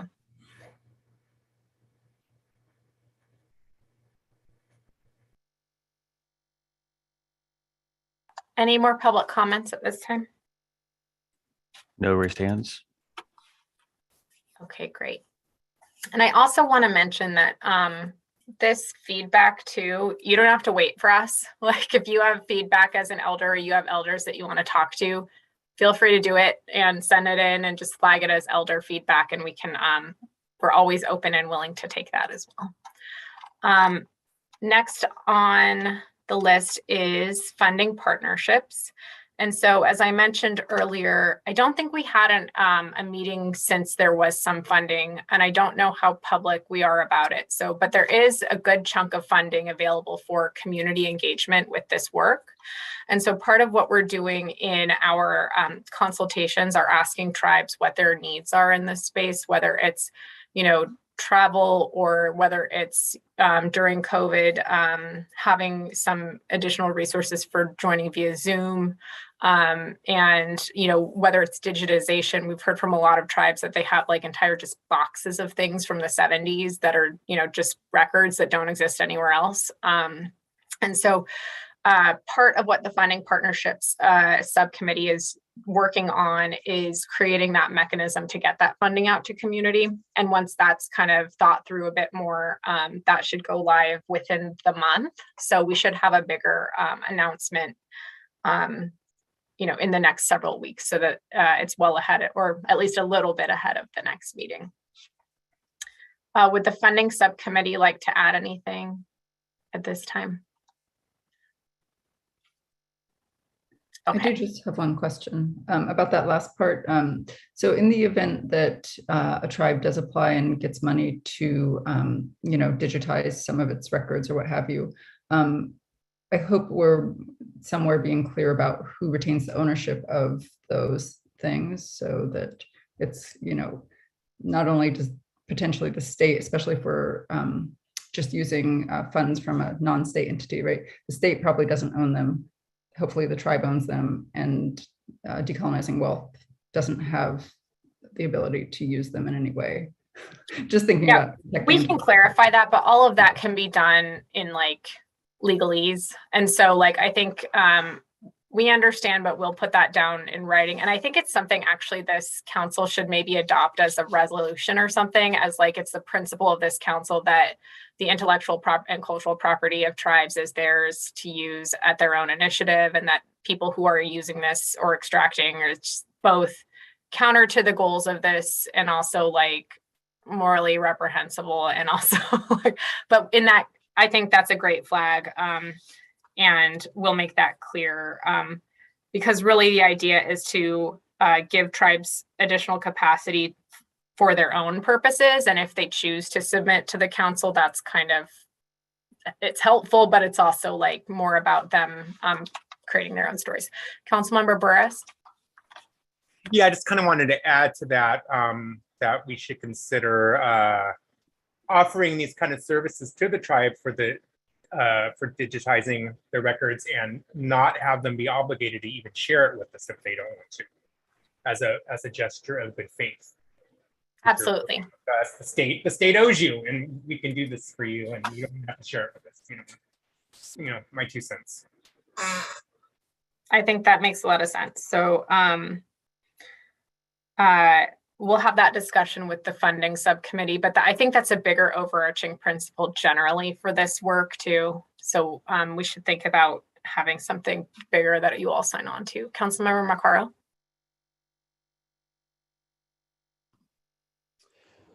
The comment that Councilmember Kessler-Mata made about ownership of content once it's digitized is a real concern. That's not hypothetical. The example that I have that's well known to me is that there was a linguist who traversed California over a few decades in the early 1900s, but in our tribe's case, in the 1930s, and recorded dozens and dozens of aluminum discs. And after they were discovered and went to the Smithsonian, I think they ended up being processed by the National Anthropological Archives, originally onto magnetic tape. I don't know if it was reel to reel or cassettes, and then they were made on request available to tribes, which was a good thing because that was information from a generation or two prior. And then they were digitized at some point, unbeknownst to any of us. And the information is there, out there, actually available for anybody to get, because it's a public institution with tax dollars and whatever. So the point here is that there's information that that we strongly feel is not distributable to people outside our culture, and for the use of the public in general. And anyway, would like to not see us go down that road here with this kind of taking advantage of technology. So to the extent we can draw some bright lines, it's going to be absolutely necessary. Now, I think we do have to be careful, though, how we slice that, because in the storytelling discussion that happened, that transpired here a little bit earlier, there was a discussion about audience. And there are some legitimate concerns about the intent of the storyteller and who the audience maybe was understood to be when the storyteller was telling the story. And then the content of certain stories may be useful to people beyond in the present day, not only our own people, future generations, right, of our own people, but people outside our tribes, where we try to protect, for instance, sacred places, and other uses for that. Education, there's a lot of bad information out there, the stuff Robert Levi's working on to help change content and curriculum, right? So it's that kind of storytelling data. So we don't want to draw a line that's too bright that says, okay, none of this content can be used, but I think it's control and authorization of the content that is important. So, and I don't see that it happened with regard to how the National Anthropological Archives uses that data. So just wanted to register that concern. Thank you. Thank you. We appreciate it. And I imagine that we'll be drafting this in the course of our oral histories submissions. But did want to put out there, if there are any tribes that have anything that's worked for them, because I know some tribes have engaged in this work, we are happy to take that and modify it as a template for tribes or Native people that are wanting to engage. I think what we would see as an ideal process that will kind of work on wordsmithing a bit is something that's like easy and clear enough that people know exactly what they're signing up for.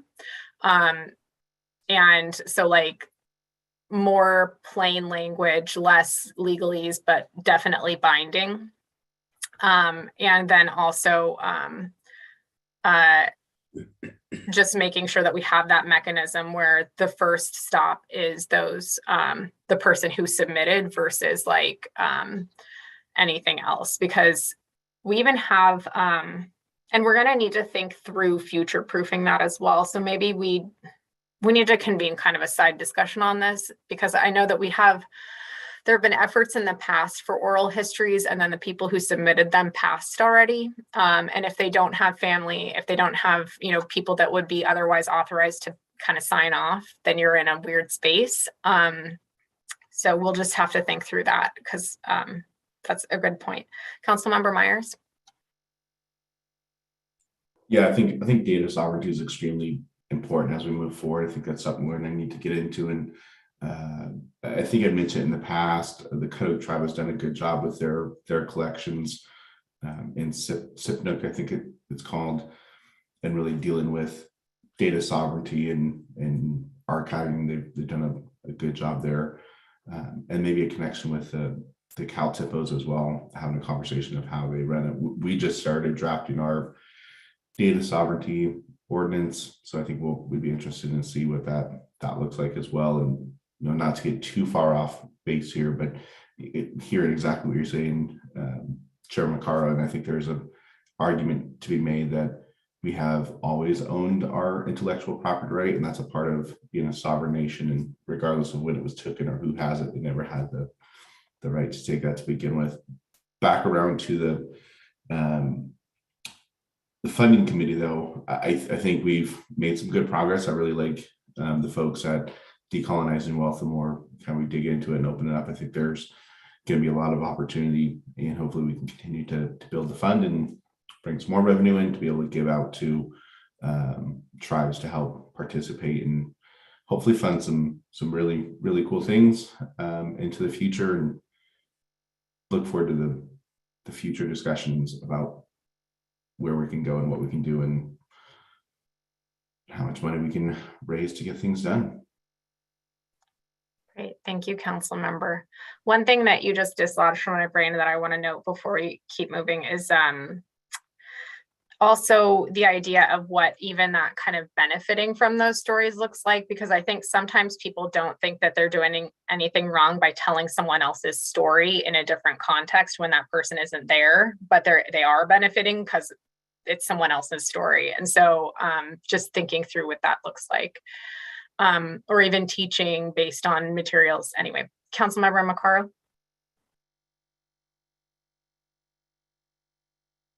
Okay. Great. I know we have some public comments. If we could get to those. Christina, I'm going to allow you to speak now. Aloha mai kakou. My name is Christina Lehua Hamakola. I'm speaking to you today from Tavangar. And on the topic of data sovereignty and digitization in archives, I just wanted to throw in a recommendation or notification about Mukurtu CMS. That's MUKURTU, Mukurtu. It's a free mobile and open source platform built with Indigenous communities to manage and share digital cultural heritage. So just on the topic of how we protect intellectual property rights and things like that, there are some tools out there that I just wanted to let everyone know about in case you weren't already aware of them. Thank you very much. Thank you, Christina. And for folks' background, Christina works down at the Autry doing some archival work down there too.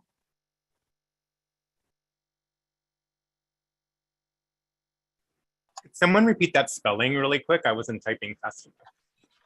If anyone caught it.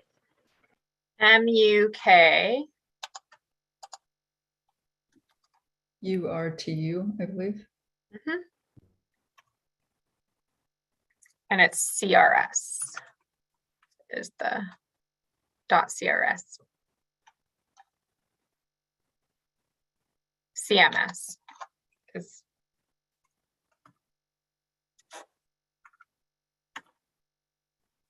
And that's right. You can also, it looks like, go to mukurtu.org.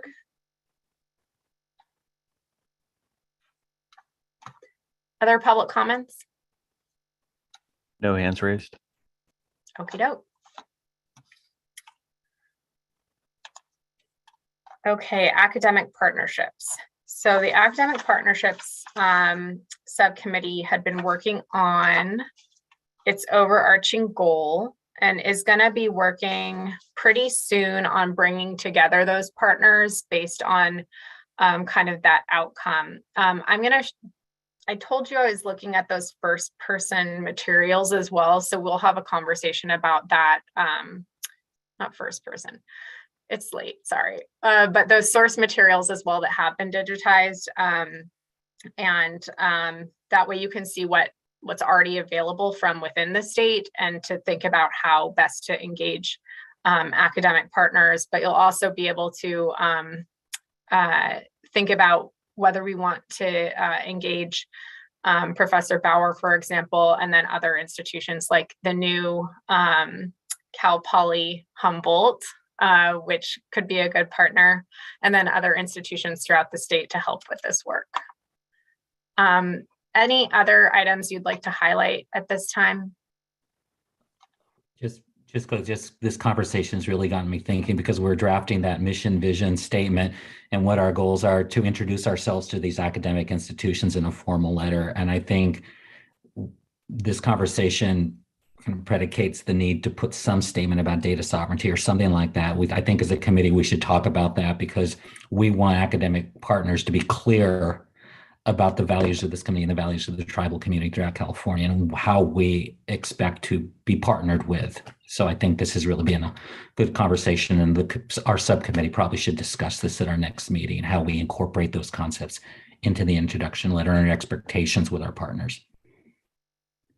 Yeah, I think that's great, Robert. I would also add that the conversation earlier about land theft and the potential, like the data that you were mentioning, Christina, the potential data dives that could be done. I think that's really great fodder for potential academic partnerships. One of the things I was talking about with my colleague at Stanford was how they are running a law school class that is likely to partner with a particular community working, and part of what they're doing is they're looking at disenfranchisement of, in this case, voting rights for this particular group in this particular space. So we have, I have the draft language of their agreement, and I was looking at it, thinking about how we would model any agreements that we would enter, but also specifically, like whenever there's issues coming up in subcommittees where people are like, we need deep dive research on this,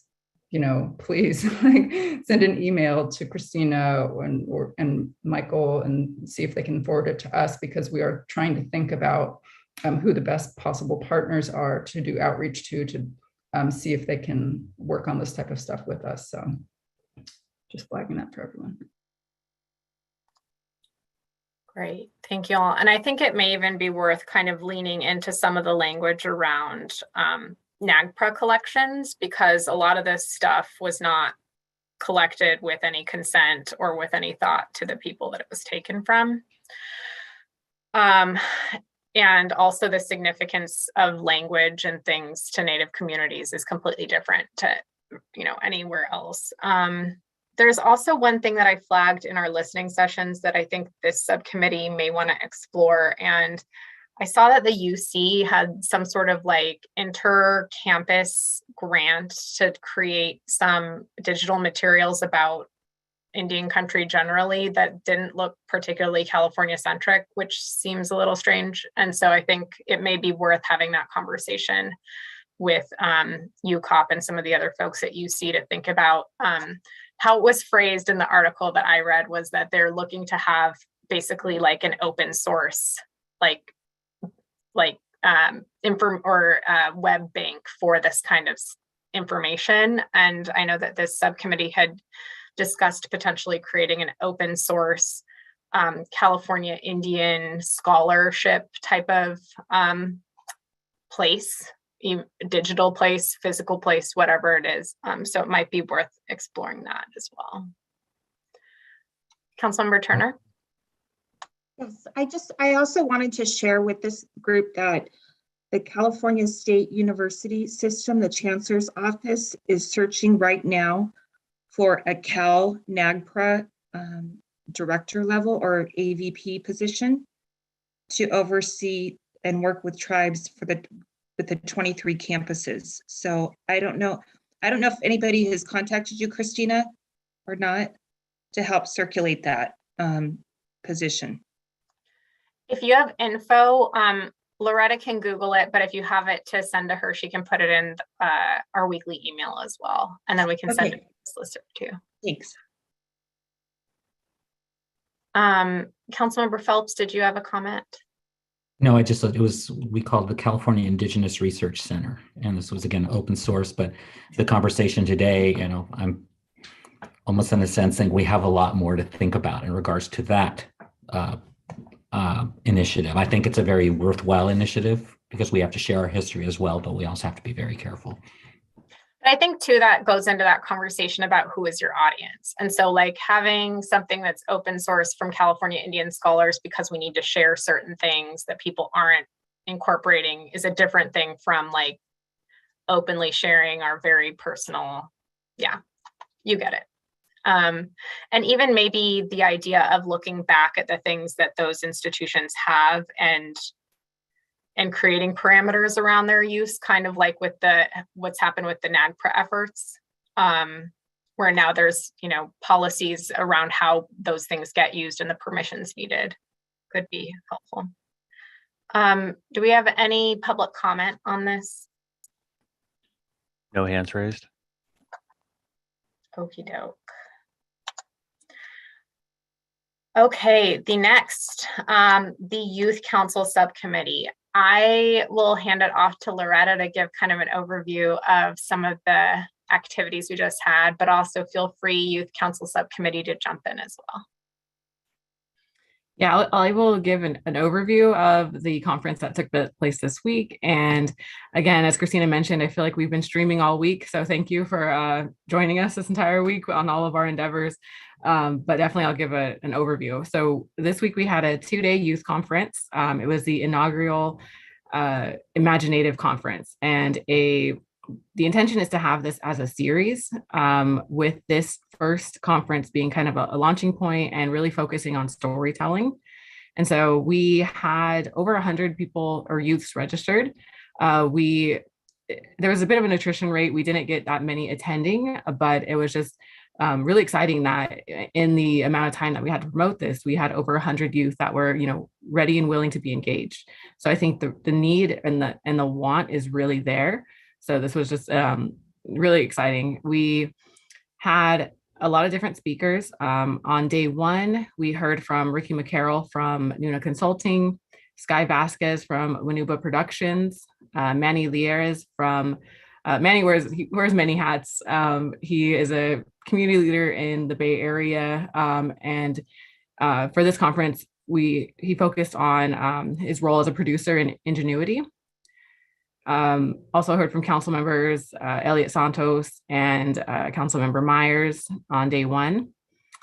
And it was the range of youth that we had participating. We had preteens estimated around 8 years old. I don't have the raw data in front of me of who actually registered, but then we also had the college age youth that were attending. And I think that dynamic really worked out as we saw in real time, kind of like mentorship growing, where the older youth were able to start the conversations and receive the input from the younger kids. And it was just really nice and great to see that happening in real time. I think the youth were really wanting that connectivity, especially in the Zoom era that we are in. And I think we had one participant from, he's an Ohlone native, but also he lived in Japan and was studying there. So it was just really neat to see that we had a California native youth engaging with the youth in California while across an ocean. So back to the speakers on day two, we heard from Numupoyo, who they are a group of Indigenous women hikers from the what's now known as the Eastern Sierra Nevadas. And it was just a great panel of women who not only have this, this great initiative that they're working on, but in their lives as well, they have different roles as a nurse, a language teacher. And so it was really, that conversation was focused on, the creation of that group. So storytelling in a different medium. So while on the trail, learning language and hiking on the ancestral land of their people.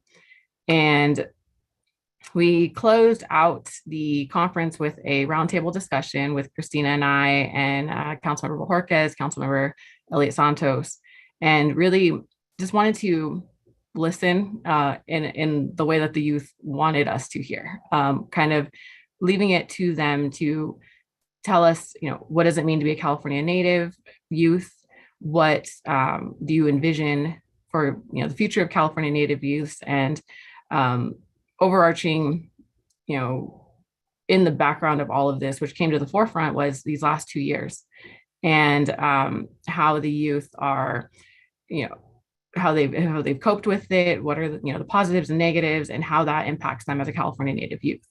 So I think we really were able to really engage with the youth. We had a lot of participation, and it was great. And we're looking forward to our next one, which we will, the youth are really wanting that connectivity. And so we're looking forward to that. And I'm going to see if Christina wants to fill in a little bit and also turn to council members who were there.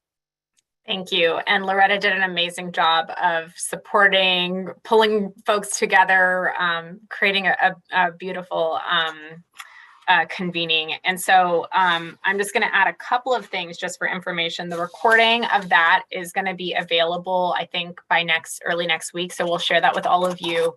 We've also expressed there were some leaders of tribal youth councils that were trying to get their youth in. And we've told them they can take that recording, take it to their youth, and then kind of have their own workshopping.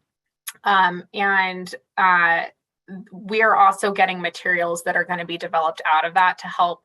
Really what we're trying to do is have the youth harness the power of their own story, with the idea that each of us has a completely different story. I have a different story from my brother, from my cousin, from Loretta, from all of you, and that harnessing the power of your individual story within the fabric of this collective California Native identity is what makes us strong. And so that's going to be kind of a running theme. We've also, I don't know if I'm allowed to say this out loud because it's not totally secured, but Loretta has also reached out to some of the folks from Reservation Dogs, and thank you to Chairwoman Elliott Santos as well for that connection. And so they right now are in the middle of finishing up a writing week, so could not really get away, but are very excited and happy to engage with the youth in a future convening. So we're hoping to have at least more frequent touch-ins so that they can just come and talk to each other and connect, because what we heard was, again, a lot of disconnection, a lot of urban Indian youth that want to be more involved in their communities and also think about how to get more connected to their own individual tribal communities and don't know how to get past that step. But then also want to have more of these kind of workshop events throughout the year. So every couple of months come together and have them think about how to tell their stories, how to tell the stories of their people, and how to really connect and be that through line to their ancestors as well. I'm going to hand it off to either Chairwoman Elliott Santos or Chairman Bajorquez if you'd like to. We had real-time connections between Chairman Bajorquez and this Ohlone youth. It was very cool to see as well. So if either of you have any comments or any feedback.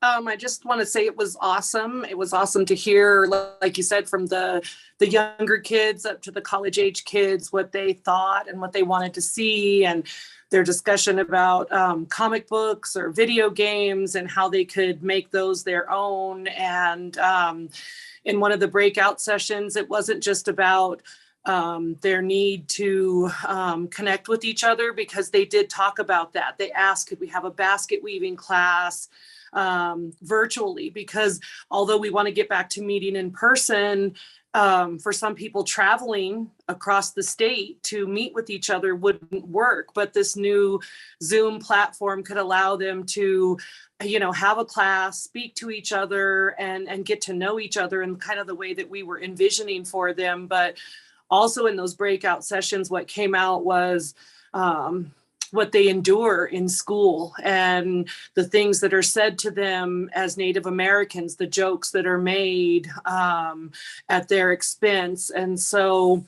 I think that it gave them a place to be able to talk about all of those things. And I think it turned out really well. I look forward to more. I'm going to be messaging and maybe going door to door with my mask on for the next one, and asking more kids to come on and share their stories. And I think that that's absolutely what we need. And you guys brought up earlier about the elders not being able to get on Zoom. So I think that's a great assignment for some of the youth members to go to their elders' house and get them on the Zoom and sit there with them. So I think, that might be a great tool, so they hear the stories that the elders are saying, and they're also helping. And so it was awesome. And I thank you ladies for putting it together. And I do hope that we get the Reservation Dogs guys in there to talk to them, because I think a lot of them wanted to talk about telling their story in that same way. So thank you. Yeah, you guys did a wonderful job in summing everything up. And actually, I took a quick look in the participants just to see, because I know we made the invite out to the youth, because they already took that first step, is what I shared with them, as being leaders by just joining the conference and being there and sharing their stories, they already took that first step, and sometimes that's the hardest step. And it was just amazing to actually see it happen, to hear from them. We heard a lot of great things. We heard some things that aren't so great, as you heard right now, for a lot of the Native youth, things that are still said that I'm sure that we all had to endure, they're still enduring with. And that's one thing that's troubling for me, wanting to make sure that the next generations don't have to. I looked at my young boys and some of the things that happened to them at school and what's going to happen to their kids later on. So it's just really great to have the platform for them to be able to discuss and meet. And I'm looking forward to all the future ones yet to come, and I know they are too. So just thank you to everybody that, for the two of you for putting it together and wrangling everybody in, and for all the presenters. They were truly amazing. Thank you. Thank you. I did want to add one more thing about, we've heard from these youth that are already creating their own, ways to tell stories, and kind of just empowering them and letting them know that those stories are important and that's their truth. And we heard from one amazing youth that was already they wrote comics already, and others that have already worked on producing film. And so I think we want to find a way to kind of elevate that and to really weave in all of the youth perspective into everything that we do. And so that was just really cool to see, and want to share that with you all. One discussion too that came up in the context of the Numu Poyo was the importance of finding ways to have support systems and mental health outlets and create community, because it's so hard to be a Native person in this world. And so that was a really neat conversation, and felt like really important for a lot of the youth. We had a lot of questions, like one youth had been working for state parks was the only, Native person in that space, and was just wondering how to even survive that long term. And how to have an outlet and how to create connections so that it doesn't always feel like you're the only one in the room, basically. So that was very interesting to hear. And I think, if we even have an outcome of those youth feeling like they have a community that they can come to rely on and to even just talk about this stuff with, I think we'll have done something good for them. And then Robert mentioned that if we get into a space where we can do real-time convenings, that there's, different colleges could even potentially host some of these meetings, so that we're also creating some spaces for youth to be thinking about going to college and feeling like they belong there as well. So Councilmember Kessler-Mata, I know you had a... Yeah, no, I think it would be interesting just kind of looking at who was there in terms of rural versus urban and so forth. I know there's, especially in certain regions, more youth programs set up maybe than in others. But I'm also wondering, if before, I know the March meeting is going to be we're still in this COVID era, but if before some of those other regional convenings, we could do things like have screenings, thinking about the Long Line of Ladies documentary that Pam Allen's folks just put out, the opportunities to get students together, or young folks, youth together, to talk and, build community. There's, again, some communities already have a lot of that stuff in place, and I don't know how much they're being done out there, how much outreach there's going to those community orgs that already exist. But the other thing is, just in terms of timing, if we could get the information maybe a little earlier. I know it's really hard, but I would have loved to have helped distribute it to the American Indian Education Oversight Committee, because a lot of them are working in districts that don't have a lot of the programming that are in some places like up north. So those school representatives, workers, and so forth, I know would love to have opportunities, ways to get their youth involved, because they definitely have folks that need to be connected. So maybe outreach to the AIEOC would be good. Great. Additional comments, questions? Any public comment? No hands raised. Okey doke. Sorry, now- one just came up.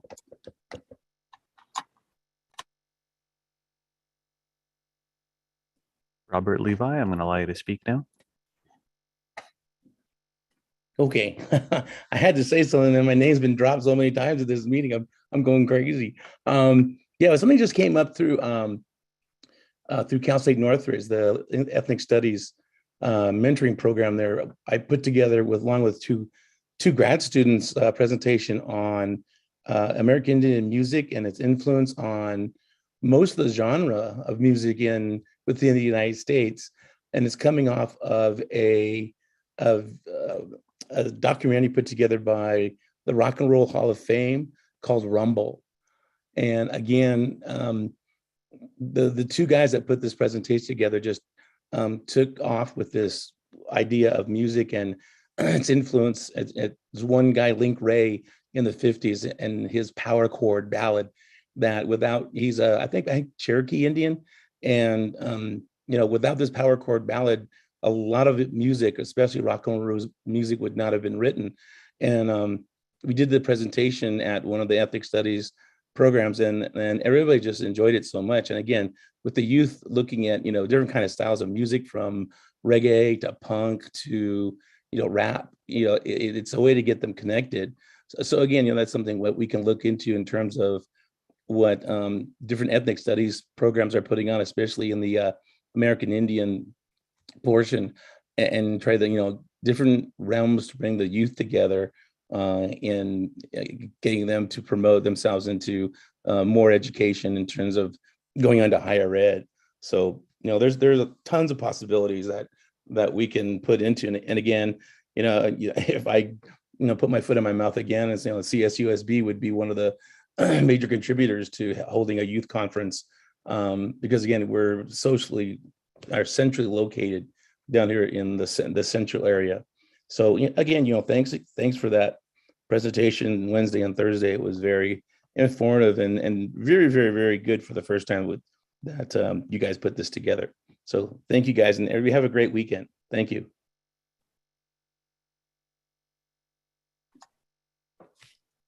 Thank you, Robert. Any other public comments? No hands raised. Okie doke. So the Status and Identity Subcommittee, we are still looking for someone or a firm or a group to help facilitate this conversation. And so for folks that are interested, or folks who have referrals, please let us know. We're really looking at someone or looking for someone who sits a little bit outside of the community so that they don't bring with them any perceived, anything that would be attached to them. Like, for example, the tribe that you're from, there's perceptions about what that means about you, and what you think. And so we are looking for someone who is a bit outside of the community, but also understands kind of how everything works and can think through how to shepherd some actionable ideas out of this subcommittee. We also had in one of the listening sessions, Supervisor Crandall, now chair of the Lake County Board of Supervisors, offered to speak to that subcommittee about, and speak to this group about, and speak to tribal leaders generally about some of the issues that he experienced as chairman of Robinson. So we will probably have a conversation with him about that as well. But just putting that out there, that if folks have ideas about people that would be good in this space, or groups that would be good in this space, we would love to get those recommendations. Christina, should we just send the information to you? Okay. Yes. Thanks. Mm-hmm. Any other comment on that? Any public comment? No hands raised. Okie doke. Moving right along. The consultation request went out in November, and then we reminded everyone of it after the holidays in January, because we understand that the November to January time period is just a mess. So we've extended the period for consultation to the end of February, and this is not the only time that we're asking for consultation, but this is kind of the initial touch base, figure out what the needs are of your tribe, and if there's anything that we should know about on the front end before we kind of engage in the deeper process, and also get tribes thinking about what their submissions might look like, what types of things they might need to make a submission to the council. And then if they need any assistance, if they want to digitize records and submit, or if they want to digitize records and not submit, or if they want assistance in submitting oral histories and the like. So that's out, and we ask that even if we don't have that conversation before the end of February, that we at least have it like a touch point. That either, hey, we're in receipt, we don't really want to talk, or hey, we're in receipt, we do want to talk, but right now it's kind of hectic. Just getting that touch point is helpful for us, because we're already having some of those meetings scheduled. And for clarity, it's about an hour. We have it on Zoom. We go through some of the questions.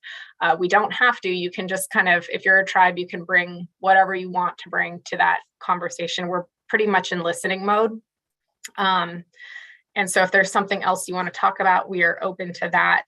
And then what typically happens in these conversations is we get to the hour and there's a lot more we want to talk about. So we'll schedule a follow-up. And so that's kind of where we're at this time. At the front end of all of those meetings, we give folks the option of recording or not. Typically in this space, we don't, because we're just having initial conversations, but just want to make sure people have what they are very clear about what we're doing, so that we understand. Those consultation submissions, if it's not clear, those consultations are between tribes and our office, the Governor's Office of the Tribal Advisor. So they are private consultations. They're protected under certain statutes in state law, unless the tribe wants them to be public. That information will be pretty much pulled all together. It won't be personally identifiable unless you want it to be. And then it'll inform this work, but it'll still be protected under those laws unless you want it to be public. Councilmember Myers. Oh, I was just wondering how many tribes have responded? So far, I want to say about 10. Yeah, it's been about 10 tribes. And then just to clarify too, with the consultation request, it doesn't have to be a formal consultation. If the written comments or even an email from a council member would be sufficient. It's just kind of getting that conversation started.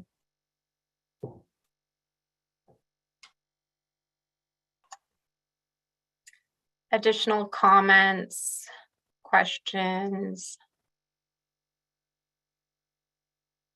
Okay. Next meeting date and topics. So as we mentioned, we'd like to have the next business meeting take place March 4th. We understand that's a little bit, it's about 5 weeks from now, but we have some capacity constraints in the governor's office throughout February with some family obligations and the like. So we would prefer to have that meeting on the 4th. We'll have the listening sessions that same week as well, on that Monday, the 28th, and Wednesday, the 2nd. So if folks are available from 1 to 4 that day, we'll have a follow-up business meeting then, if that works.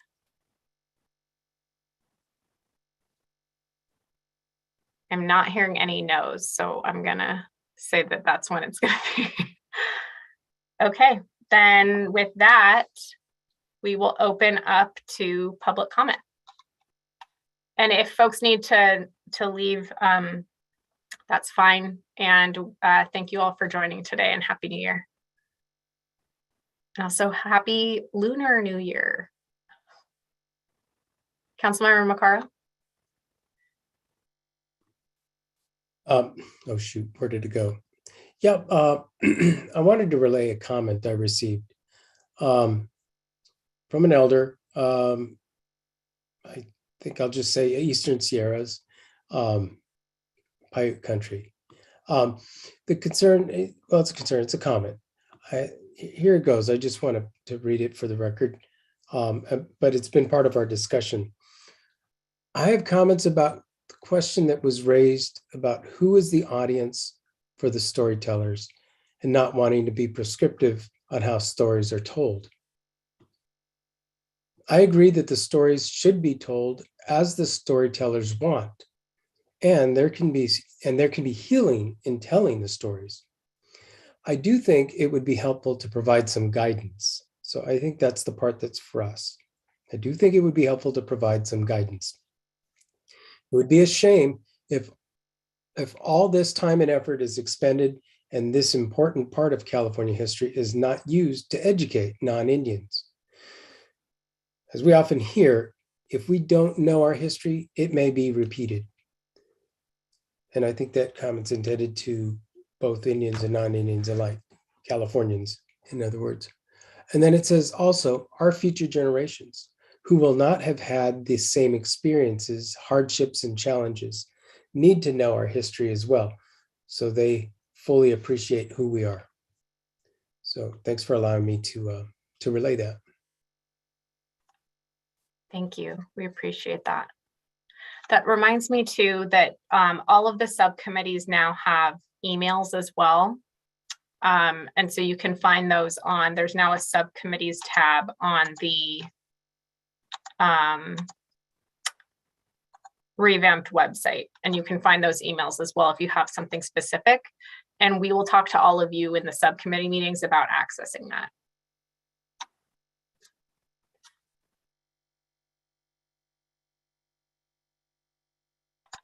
Justin, do we have other? There's 2 hands raised. Great. Robert Levi, I'm going to allow you to speak now. Okay, on dovetailing on what Mark was talking about, is that basically that's what I thought that was going to happen with the youth, is that they're going to start telling stories about their tribe.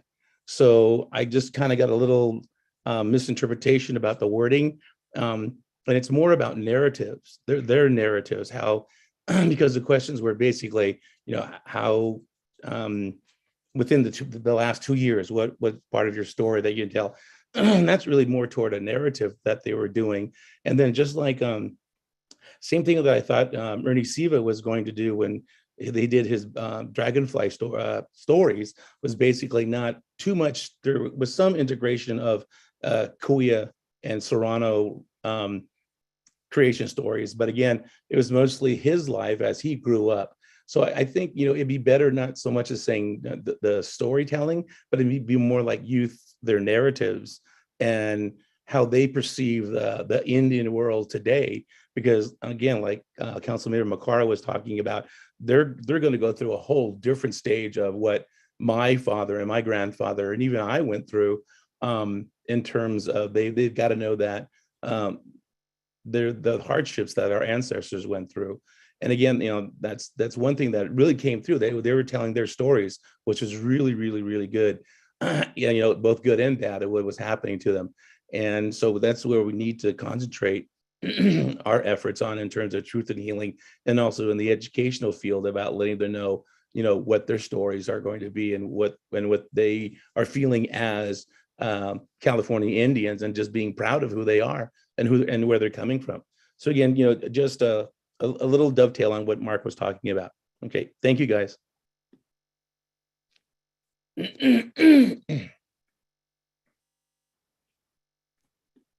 Ramirez or Luis Ramirez, I'm allowing you to speak now. Give my keys. Thank you.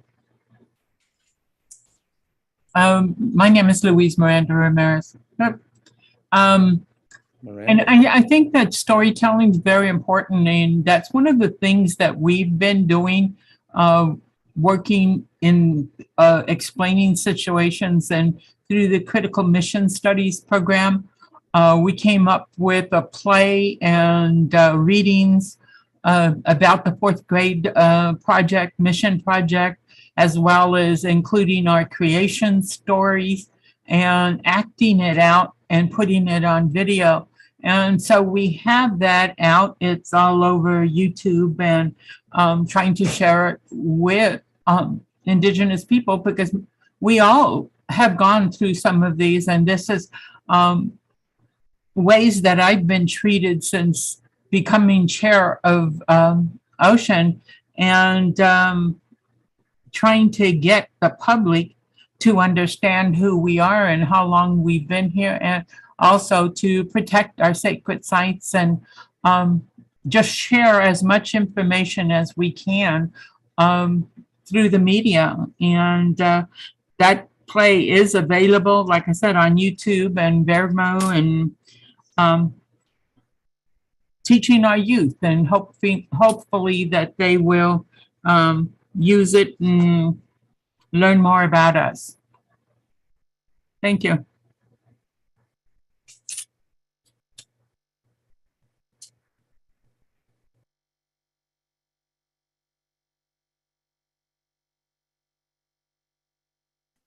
No more hands raised. We'll do a final call for public comment if anyone has anything they'd like to share at this time.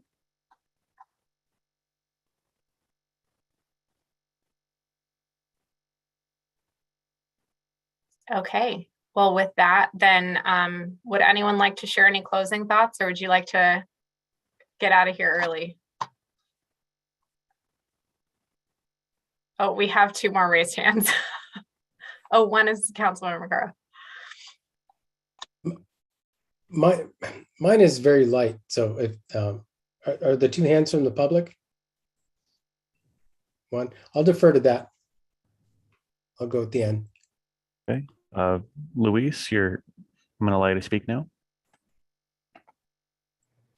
I just wanted to say that the other night I was watching the Truth and Healing, and I wanted to say how great the maps and information that you put on online, and that I hope that you would share that every time that you have a meeting, because it was great information.